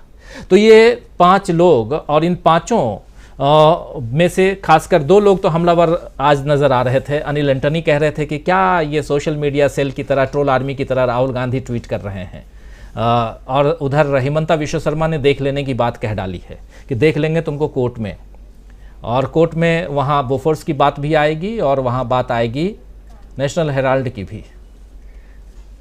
तो ये सारी बातें अब इस ढंग से आ रही हैं जैसे लग रहा है कि एक मामला जिसमें राहुल गांधी को 2 साल की सज़ा हुई है और उसके बाद से राहुल गांधी बिल्कुल बैकफुट पे हैं, और यहाँ से एक उत्साह दिखाई दे रहा है अभी तक। 13 तारीख को हालांकि सुनवाई है और 13 तारीख में अब ज़्यादा दिन नहीं है बचा हुआ। हो सकता है कि राहुल गांधी की सज़ा कम हो जाए, या हो सकता है कि केस ही क्वैश हो जाए, लेकिन जो भी होगा, आप वकील हैं, आप ज़्यादा अच्छे से जानते होंगे। आपसे समझना चाहता हूं ये बात कि क्या यहाँ शरद पवार फिर से जेपीसी के मामले को ला करके राहुल गांधी की मदद कर रहे हैं कि ये मामला जो है राहुल और तेज गति से बढ़ाएं, या मोदी जी की मदद कर रहे हैं? किसकी मदद कर रहे हैं शरद पवार? जानता है, शरद पवार की राजनीति सदैव कारपोरेट को साधने की रही है, इसमें कहीं कोई दो राय नहीं।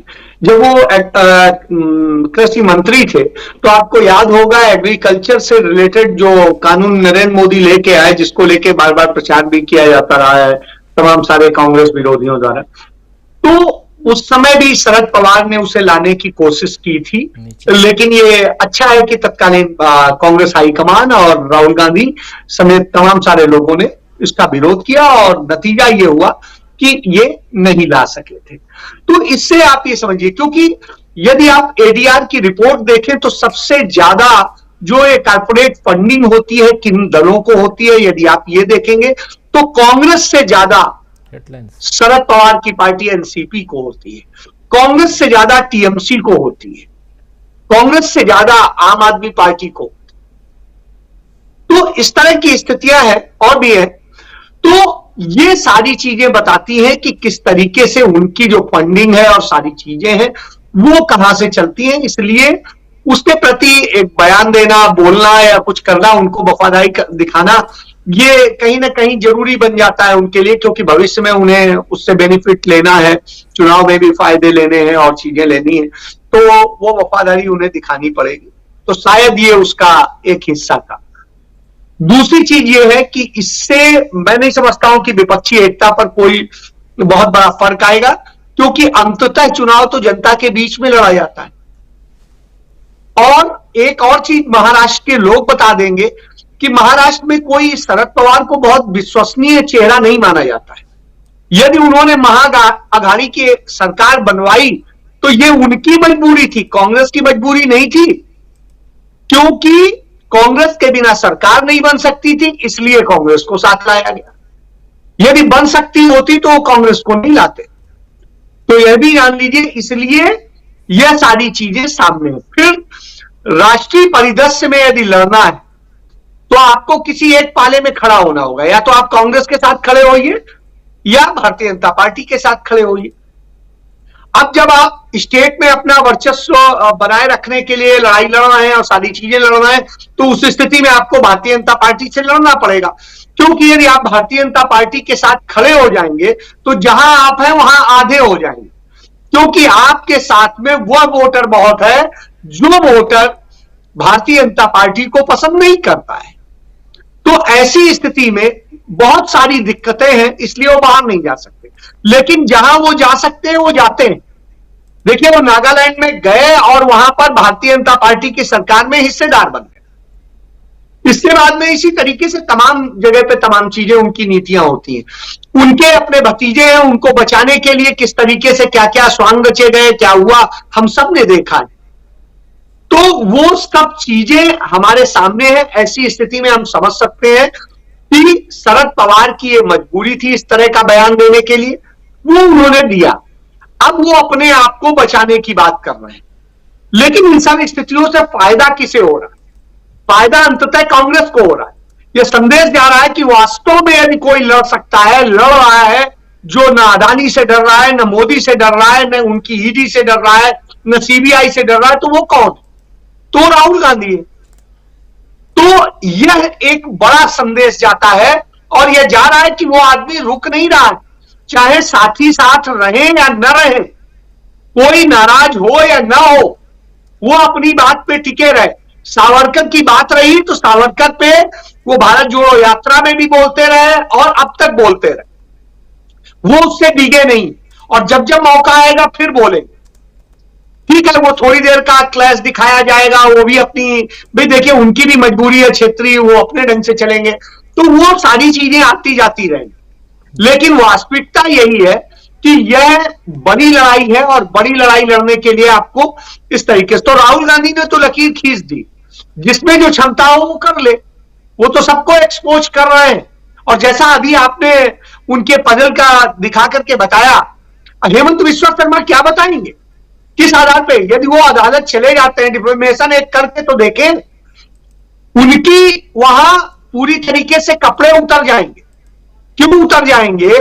क्योंकि उस समय वो सारी चीजें आएंगी, उनपे भी चर्चा होगी, और वो फोर्स पे बात करके क्या करेंगे, क्या कहेंगे कि अटल बिहारी वाजपेयी सरकार में उन्हें क्लीन चिट दी गई और कहा गया कि नहीं, कोई रोल नहीं था और कोई भ्रष्टाचार नहीं हुआ।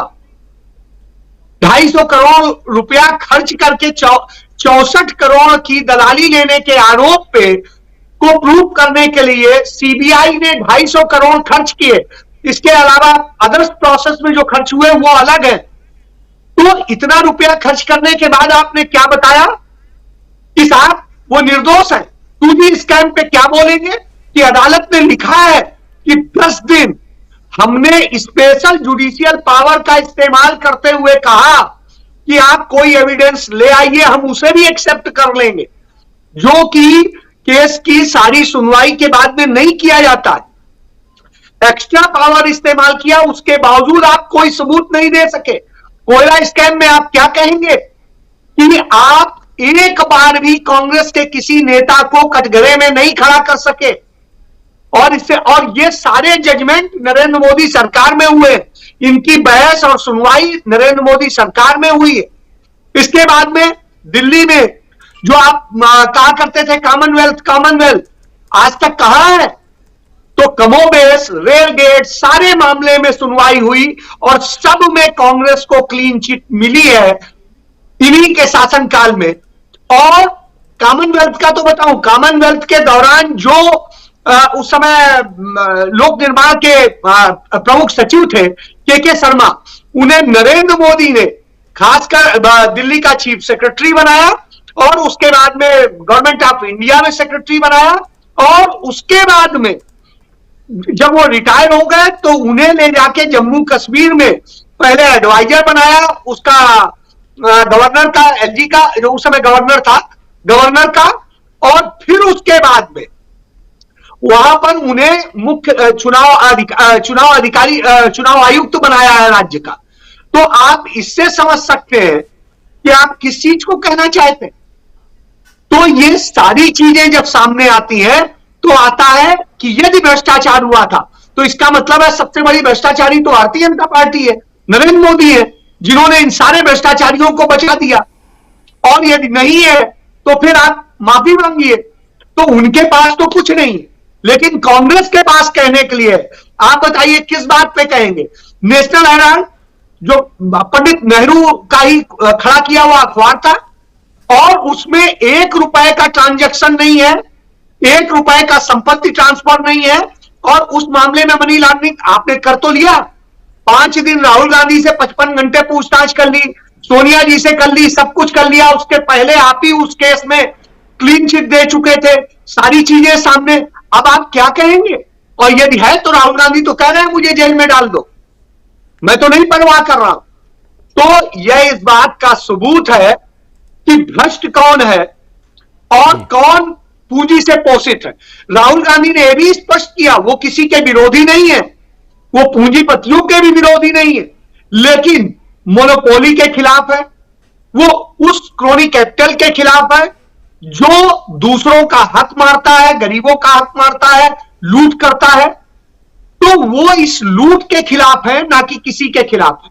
वो सबको समान हक देने के पक्ष में। वो एक पंडित नेहरू के उस समाजवाद के पोषक है जो कहता था कि अमीर से लो और गरीब को दो। उसको वो मानते हैं, और उसको लेके उन्होंने 2019 में अपना विजन क्लियर किया न्याय योजना के जरिए। और यह इस बात का सबूत है। यह चीजें जो नहीं समझ में आ रही, वो इन लोगों को नहीं समझ में आ रही है जो सिर्फ पूंजी के लिए जी रहे हैं। राहुल गांधी ने तो कोई पूंजी नहीं बनाई, और आज फिर वही सामने है कि राहुल गांधी के पास तो अपना कोई घर नहीं था, आज मां के घर में जाके रहे हैं। तो इससे आप समझ लीजिए कि वो स्थितियां सारी स्पष्ट हैं, सब कुछ सामने है, क्रिस्टल की तरह से क्लियर है। ऐसी स्थिति में राहुल गांधी को लड़ने से डरने की कोई वो फिक्र नहीं है। और यदि किसी वो भ्रष्टाचार के मामले में होते तो नरेंद्र मोदी सरकार उनको तुरंत सजा करवाती। आप देखिए, सजा उस पिटी ऑफेंस में हुई है, उस असंज्ञेय अपराध में हुई है, जो अपराध असल में उन पे बनता ही नहीं है।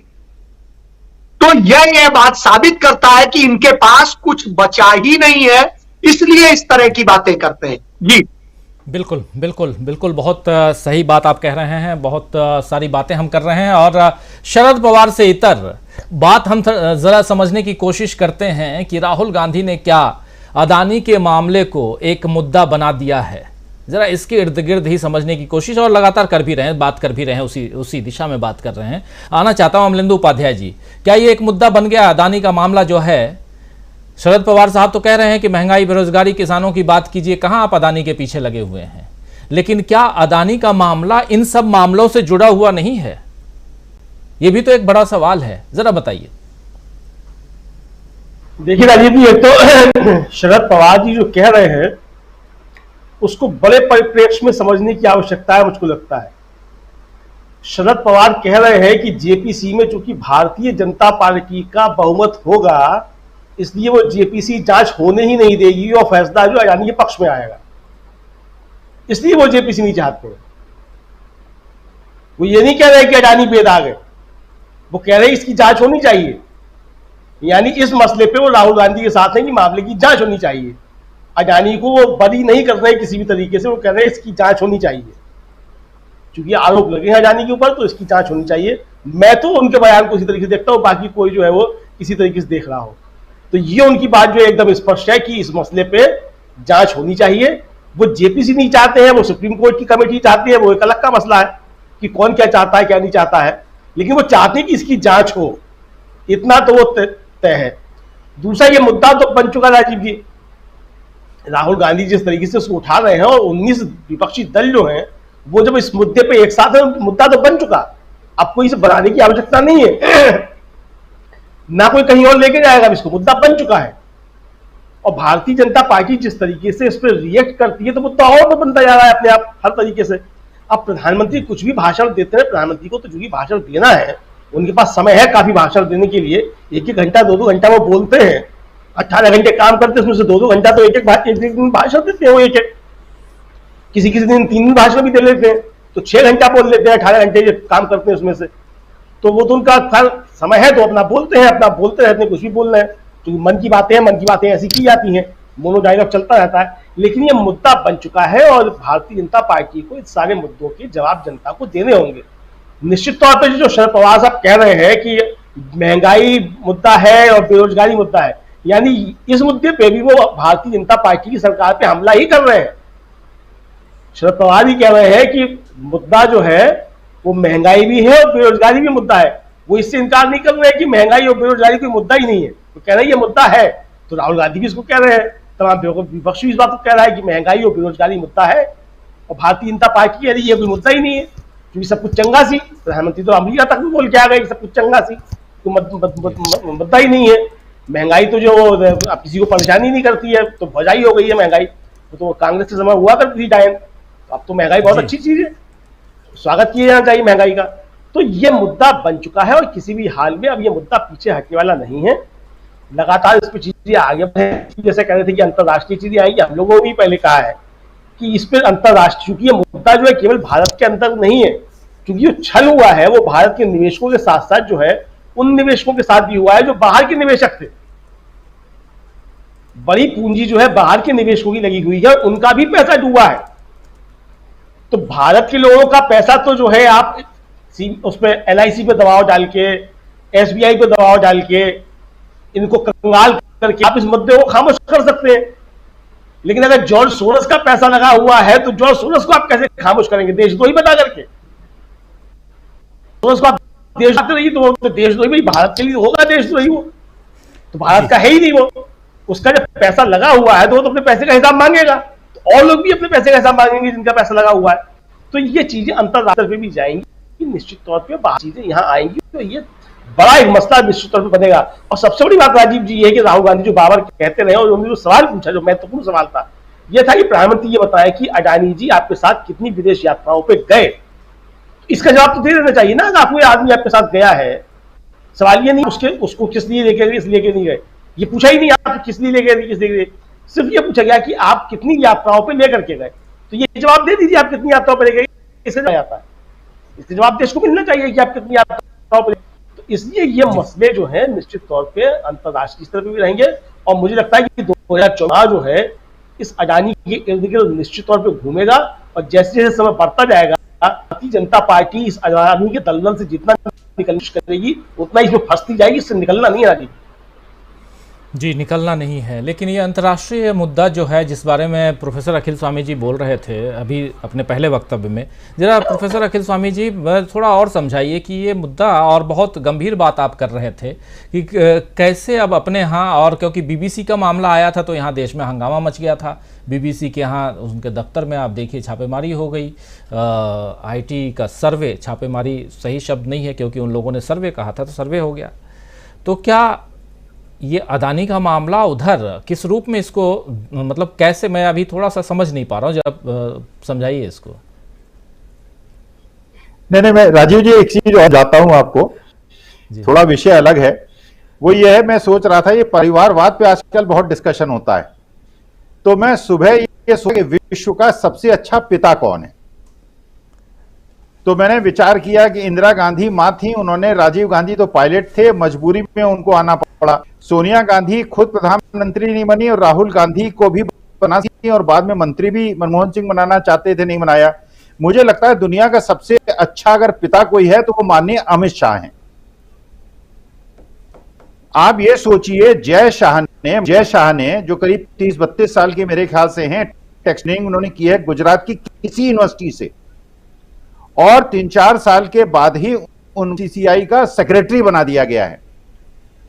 इससे अच्छा परिवारवाद का पूरे विश्व में मुझे नहीं मिल सकता। मैंने उस पिता के त्याग को देखिए, आप अमित शाह साहब के त्याग को आप देखिए। 32 साल का आदमी, सौरव गांगुली पड़ा, बड़े बड़े क्रिकेटर नहीं बन पाए सेक्रेटरी, और वहां पे नियम बदला गया। जो नियम था कि एक ही बार का टेन्योर मिलेगा जय शाह, क्योंकि वो अमित शाह जी के परिवार केस हैं। लेकिन मुझे तो आश्चर्य होता है, परिवारवाद पे डिस्कशन करते हैं, माननीय जय शाह की बात क्यों नहीं करते। दूसरी बात जो आपने कही, जो आपने पूरा, मैं 1 मिनट में बताता हूं क्योंकि टाइम बहुत ज्यादा हो चुका है। देखिए, वास्तविकता में ये मुद्दा जो है अंतरराष्ट्रीय जगत में एक उद्वेलन का कारण है। भारत प्रतिष्ठा रोज गिर रही है। मेरी भारत माता जिसके प्रति मेरा समर्पण है, मेरी जन्मदात्री मां का निधन हो गया है, मेरी मां आज की तारीख में भारत माता है। इसको रोज पूरे विश्व से विलाप मिल रहा है, कष्ट मिल रहा है, क्योंकि मेरी भारत माता परेशान है, इसलिए मैं परेशान हूं। पूरे विश्व में जो कहा जा रहा था भारत का डंका बज रहा है, भारत की खिल्ली उड़ रही है राजीव जी। चाहे वो अडानी का नाम हो, चाहे किरण भाई पटेल का नाम हो, चाहे चीनी कनेक्शन का नाम हो, चाहे किरण भाई पटेल के 6 महीने पहले भी FIR लिखी जा चुकी थी उसका मसला हो, पूरे विश्व में मेरी भारत माता की खिल्ली उड़ रही है। मैं कुछ भी राजीव जी सहन कर सकता हूं, मेरे भारत माता पे और भारत की एकता अखंडता पे कोई आक्रमण करेगा, कोई होगा, मैं उसको छोड़ूंगा नहीं, उसे श्राप जरूर दूंगा। जी आप बस शाप मत दीजिए, आप वोट का जो बटन है ना वो दबाइए, बस वो बहुत बड़ा शाप होता है स्वामी अरे जी। गुरु और नहीं, गुरु का जो शिक्षक के पास एक ही चीज होती है, या तो आशीर्वाद देना या श्राप देना। मैं तो श्राप दूंगा। जी जी बिल्कुल बिल्कुल। लोकतंत्र में वोट बहुत मजबूत, और उसमें भी ईवीएम की बात हो रही है लगातार, और अब फिर से चुनाव है, और सत्ता पक्ष का कहना है कि देखिए जब आपके पक्ष में सब कुछ होता है तो आप कहते हैं कि ईवीएम में कुछ नहीं, और आपके खिलाफ जाता है तो आप ईवीएम का रोना रोने लगते हैं। खैर अब देखेंगे कि 13 मई को कौन ईवीएम का रोना रोएगा, खासकर जो चुनाव का वक्त आएगा। प्रशांत टंडन जी, ये जो इंटरनेशनल कनेक्शन है वो खबर जरा आपके पास भी है क्या, जरा बताइए अडानी मामले का। हाँ, एक देखिए, अडानी के इंटरनेशनल कनेक्शन का सवाल तो राहुल गांधी ने संसद में पूछा था कि जहां भी मोदी साहब जाते हैं वो लेकर आते हैं, लेकिन एक इंटरनेशनल कनेक्शन जिस पे बहुत निगाह होनी चाहिए हमारी जांच एजेंसियों की और पत्रकारों की और पॉलिटिशियंस की, या जो भी इस देश से प्यार करते हैं उनकी, जहां पे देश की सुरक्षा को लेकर सवाल खड़े हो रहे हैं, वो है एक व्यक्ति जिसका नाम है चैंग चुंग लिंग। चैंग चुंग लिंग चाइनीज बिजनेसमैन है जिसके अडानी परिवार से संबंध है, बिजनेस संबंध है। परंजय गुहा ठाकुरता के इंटरव्यू में ये बात आई जब मैंने उनका इंटरव्यू लिया था, और उस पर विस्तार से उन्होंने बताया। लेकिन मैं छोटा ये बता दूं यहाँ पे कि ये व्यक्ति के ऊपर यूनाइटेड नेशन सिक्योरिटी काउंसिल के बैन है, प्रतिबंध है इसके ऊपर, क्योंकि ये नॉर्थ कोरिया से व्यापार कर रहा था यूनाइटेड नेशन सिक्योरिटी काउंसिल के सैंक्शंस के विरोध में। और ये इस आदमी से, जिसका नाम चैंग चुंग लिंग है, इससे अडानी परिवार के संबंध हैं और कई बिजनेस में उससे संबंध हैं। दूसरा, देखिए कुछ साल पहले आप लोगों ने रिपोर्ट किया होगा कि अचानक भारत के पाकिस्तान से लगे हुए या पंजाब में और जम्मू रीजन में ड्रोन के हमले हुए थे, और ये कहा गया था कि ड्रोन पाकिस्तान से आए और ड्रोन को मार गिराया गया, लेकिन ड्रोन की कोई जांच नहीं हुई, और वो फिर ड्रोन कहाँ गिरे, उनका डेब्रीज कहाँ मिला, मलबा कहाँ मिला, वो कुछ आया नहीं। बस ये खबरें कहीं से प्लांट हो गई कि ड्रोन पे हमले हो रहे हैं,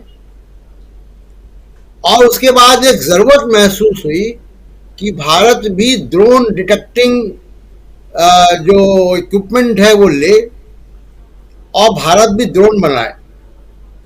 तो ये मजेदार किस्सा है कि ड्रोन पे जो काउंटर ड्रोन टेक्नोलॉजी है वो तो इजराइल से आई, और दूसरे की इजराइल की एक कंपनी के साथ मिलके ड्रोन भारत में बनाने का काम अडानी जी कर रहे हैं, और इसमें कई बेनामी कंपनियों के भी इन्वेस्टमेंट की बात आई है। तो भारत के जो रक्षा इक्विपमेंट है उसमें इजराइल के साथ पार्टनरशिप में ये बना रहे हैं, जो जिसका कंज्यूमर जो है वो भारतीय रक्षा होगी, चाहे वो एयरफोर्स हो या आर्मी हो, नेवी हो, और वो अडानी जी के हाथ में है। ये बहुत सारे ऐसे संगीन मामले हैं जिन पे जांच होनी चाहिए। जो प्रोफेसर स्वामी कह रहे हैं वो ये बात कि बहुत सारे विदेशी कंपनियों के पैसे लगे हैं और जांच वहां पे होगी। जैसे मॉरिशस कई बार कह चुका है कि हमारे दरवाजे खुले हैं, अगर आप जांच करना चाहें तो कोई ना कोई एजेंसी उनकी जांच करेगी। अच्छा, विदेशों में ऐसा नहीं होता है जैसे सीबीआई जांच हमारे यहाँ होती है कि केवल विपक्षी दलों के खिलाफ होगी और किसके खिलाफ होगा नहीं होगा। तो विदेशों में जांच बहुत फेयर तरीके से होती है, वहां पे नेताओं का हस्तक्षेप नहीं होता है। जैसे मान लीजिए कि एक यहाँ पे वो बना वैक्सीन बना, कोवैक्सीन का एक्सपोर्ट हुआ ब्राजील को, होना था, उसकी एक इनवॉइस चली गई सिंगापुर एक थर्ड पार्टी कंपनी को। इसको लेकर ब्राजील में इंक्वायरी ऑर्डर हो गई। पैसे का ट्रांजैक्शन भी नहीं हुआ, केवल इनवॉइस गया और वो जांच दो जांच एजेंसियों ने जांच की। एक उनकी जो सीबीआई इक्विवेलेंट जो फेडरल इन्वेस्टिगेशन ब्यूरो है उनका, और दूसरी जांच उनकी सीनेट कमेटी ने, पार्लियामेंट्री कमेटी ने की। दोनों जांच वहां के मौजूदा उस वक्त के राष्ट्रपति के खिलाफ हो रही थी, उसको वो रोक नहीं पाए। और केवल जांच नहीं हो रही थी राजीव जी, मेरी वहां के कई पत्रकारों से बात होती थी उन दिनों, लाइव टेलीकास्ट उनके सरकारी चैनल पे दिन भर चलता था उन जांच कमेटियों की बातचीत का या कार्रवाई का। तो जो यूरोपीय पश्चिमी देशों की जो डेमोक्रेसी है वो थोड़ा हमसे काफी आगे है, और वहां पे जांच इस तरीके से नहीं होती जैसे हमारे यहाँ कोई दरोगा जो है वो विधायक के यहाँ बैठता है, चाय पीता है। ये वहां पे सिस्टम नहीं है। ये सिस्टम यहाँ पे है कि जिसको चाहेंगे मोदी जी जांच करेंगे। दूसरी बात देखिए, अब मैं बात अपनी खत्म करता हूं। देखिए, मोदी जी बार बार क्यों परेशान हैं, क्यों वो कह रहे हैं कि जी मुंह की खा गए सुप्रीम कोर्ट में। अच्छा, अगर हम ये कहें कि मुंह की कौन खा गया, तो इलेक्शन कमीशन के मामले में मुंह की कौन खा गया? वहां पे तो आपके वकील चिल्लाते रहे और सुप्रीम कोर्ट ने सुनी नहीं। सुप्रीम कोर्ट ने तय कर दिया कि इलेक्शन कमीशन कैसे तय होगा, इलेक्शन कमिश्नर कैसे अपॉइंट होगा। तो वहां पे तो आप भी मुंह की खा गए थे। एक बात। दूसरी बात की देखिए हो क्या रहा है, कभी ये बात आ रही है कि सुपारी दे दी मेरी, कभी ये बात आ रही है कि मुंह की खा गए, कभी कुछ और बातें हो रही हैं कि सब एक हो गए हमारे खिलाफ। तो डिफेंसिव है। अभी तक क्या हो रहा था कि पहला कदम बीजेपी लेती थी और रिएक्शन विपक्ष करता था। अब वो उल्टा हो गया मामला। इसी से लगता है कि सरकार आने जाने का आप पॉलिटिकल मौसम की जानकारी ले सकते हैं यहां से कि कौन तय कर रहा है एजेंडा और कौन रिएक्ट कर रहा है। तो इस वक्त विपक्ष और कांग्रेस एजेंडा तय कर रहा है। जब एजेंडा बीजेपी तय कर रही थी तब यही विपक्ष के लोग कौन ज्यादा बड़ा हिंदू ये साबित करने में लगे हुए थे। अब कोई नहीं लगा है। अब ये लगे हुए हैं कि मुझे बदनाम कर रहे हैं, मेरी सुपारी दे दी, मेरे खिलाफ मैं। तो ये एक बड़ा इंडिकेशन है कि इस कुश्ती में फिलहाल ऊपर कौन है। तो फिलहाल ऊपर वही है जो एजेंडा तय कर रहा है और नीचे वो है जो रिएक्ट कर रहा है। राजीव जी। बिल्कुल। यानी एजेंडा कौन तय कर रहा है? पहले तो एजेंडा इधर से यानी बीजेपी की तरफ से तय होता था, लेकिन अब क्या विपक्ष और खासकर कांग्रेस पार्टी एजेंडा तय कर रही है? और अगर ऐसा है तो क्या बचाव की मुद्रा में है प्रधानमंत्री नरेंद्र मोदी? चलिए क्लोजिंग कमेंट आपसे भी पहले संजय जी आपसे और फिर अजय शुक्ला जी, जल्दी जल्दी, क्योंकि 8:30 का समय हमारा निर्धारित है और ख़त्म हो चुका है। आप लोगों से एक मिनट में प्लीज मैं चाहूँगा, क्या बचाव की मुद्रा में है प्रधानमंत्री नरेंद्र मोदी, ऐसा माना जाए? संजय जी। अनम्यूट कर लीजिए, अनम्यूट कर लीजिए।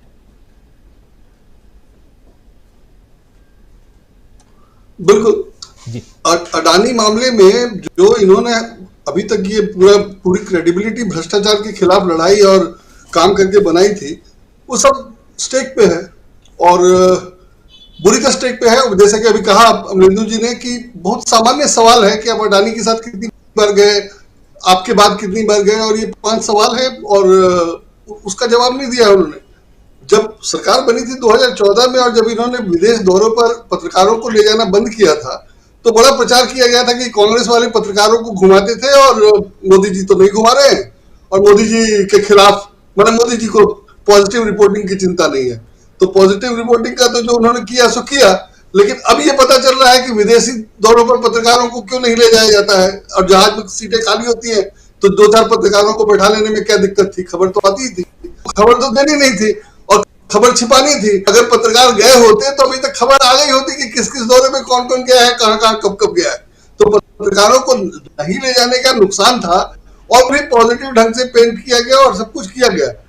तो इशू क्या है, और सिर्फ अडानी वाला मामला नहीं है, वो सर्टिफिकेट वाला मामला जो है, डिग्री वाला जो मामला है वो भी वैसे ही है। कहा यह जा रहा है कि डिग्री, लेकिन वो डिग्री नहीं, वो शपथ पत्र पे झूठ बोलने का मामला है और कुल मिला के कानून व्यवस्था को मानने का मामला है। कि अगर आप देश के कानून को ही नहीं मानते, उसी को आप ठेंगे पे रखेंगे तो आप देश कैसे चलाएंगे और दूसरों के मामले में कानून कैसे मानेंगे? जब आप खुद नहीं मानते तो दूसरों के मामले में मानेंगे नहीं, और वही हो रहा है। और इन दोनों चीजों से वही दोनों प्रूव हो रहा है। तो इसलिए पूरी तरह क्लियर है कि न सिर्फ नरेंद्र मोदी, पूरी पार्टी, पूरा ऑर्गेनाइजेशन सरकार चलाने के लिए या देश को लीड करने के लिए अक्षम नहीं है तो बेईमान है। अक्षम तो है ही है, मैंने वो तो दिखाई दे रहा है जो काम वाम किया, लेकिन अनफिट है और वो सब चीजों को अपने फेवर में और जिसके खिलाफ चाहता है उसके खिलाफ मिसयूज करता है। ये ऑलमोस्ट प्रूव्ड है, अब प्रूव होने की जरूरत नहीं है। इसको ये अगर जनता तक कन्वे हो जाए और जनता इस बात को मान ले, समझ ले, तो इलेक्शन में उसका रिजल्ट दिखाई देगा। लेकिन अब इनको उसी को काउंटर करना है और सारी कोशिश उसी के लिए है और घबराहट भी इसीलिए है कि अब उसमें कुछ प्रूव नहीं करना, प्रूव तो हो चुका है। मैंने अडानी मामले में ये जवाब नहीं देना ही साबित करता है कि गड़बड़ है। जी जी बिल्कुल। अभी 1 घंटा पहले राहुल गांधी ने एक और ट्वीट किया है और महंगाई के मुद्दे पे ट्वीट किया राहुल गांधी ने, और ये देखिए ये सामने है। कह रहे हैं कि महंगाई कम होगी भी कैसे, जनता का दर्द दिखेगा भी कैसे। सरकार का पूरा ध्यान अडानी की आमदनी बढ़ाने और उसे जांच से बचाने पर जो है, ये कह रहे हैं, यानी सरकार का पूरा ध्यान जो है अडानी की आमदनी बढ़ाने और उसे जांच से बचाने पर जो है। महंगाई से आपकी जेब काटी जा रही है और रोज़मर्रा की ज़रूरतें, मूल्य 2003 में इसकी कीमत कितनी थी, आटा की, ये दाल चावल की, ऐसे तमाम देख लीजिए आप, लिस्ट है यहाँ पे, और 2023 में क्या कीमत है और कितने प्रतिशत की वृद्धि हुई है, बढ़ोतरी हुई है, ये सब कुछ यहाँ राहुल गांधी ग्राफिकली समझाने की कोशिश कर रहे हैं। यानी कि पूरा का पूरा राहुल गांधी एक दिन में अगर 2 बार अडानी के मामले पर ट्वीट कर रहे हैं तो आप समझ सकते हैं कि कितना अग्रेसिव मोड में राहुल गांधी हैं। और इसी को जरा समझते हैं फटाफट 1 आध मिनट में अजय शुक्ला जी से। अजय जी, आखिर में ये ट्वीट आया है और देखिए एक दिन में 2 ट्वीट, वो भी अडानी के मामले पे। क्या कहेंगे? राहुल गांधी ने सब कुछ छोड़ के बिल्कुल अडानी, और अडानी का मामला ऐसा है जहां जैसे अगर मान ले अमलेंदु जी की बात अगर मान ले कि नहीं, शरद पवार भी राहुल गांधी के साथ हैं जिसमें वो इन तमाम मसलों को लेकर आ रहे हैं। यानी कि वहां पे महंगाई भी है, बेरोजगारी भी है, किसानों का मुद्दा भी है और देश में जो कुछ चल रहा है वो सब भी है। तो इसमें राहुल गांधी का ये जो अग्रेसिवनेस है उसको किस रूप में देखा जाए?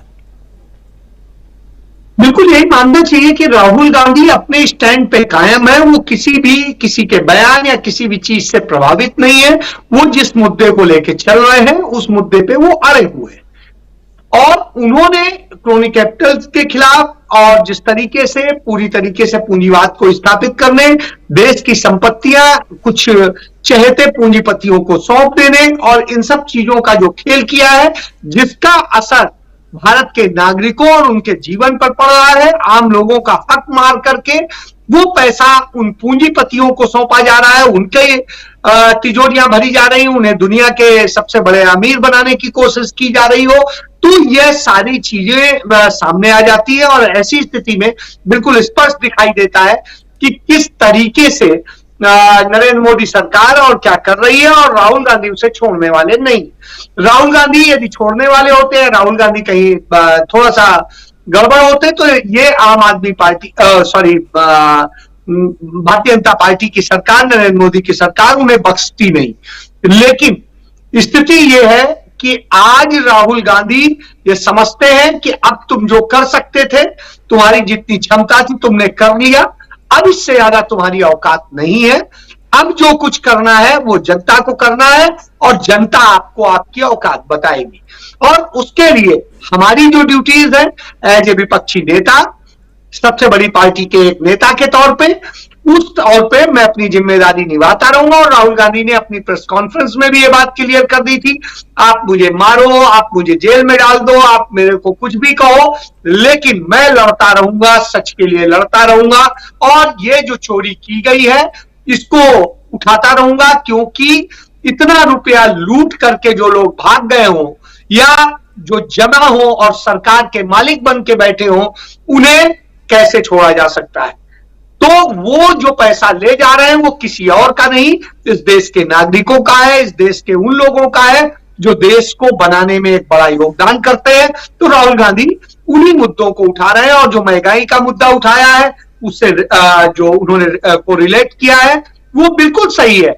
क्योंकि जब पैसा कहीं और जा रहा हो तो फिर जनता के ऊपर बोझ डालना, जनता पर टैक्स बढ़ाना, जनता पर सेस लगाना और सब कुछ महंगा कर देना, सड़क पर चलना तक बहुत महंगा कर देना, ये सब चीजें लूट का परिचायक है। और ये लूट करके धन अडानी की झोली में डाला जा रहा है। तो जो झोली की बात होती है वो अडानी की झोली है, जिस झोली को उठाकर नरेंद्र मोदी चले जाने की बात कहते थे। यह एक सत्य है। जी जी, मैं तो फकीर हूं जी, झोला उठाऊंगा चल दूंगा।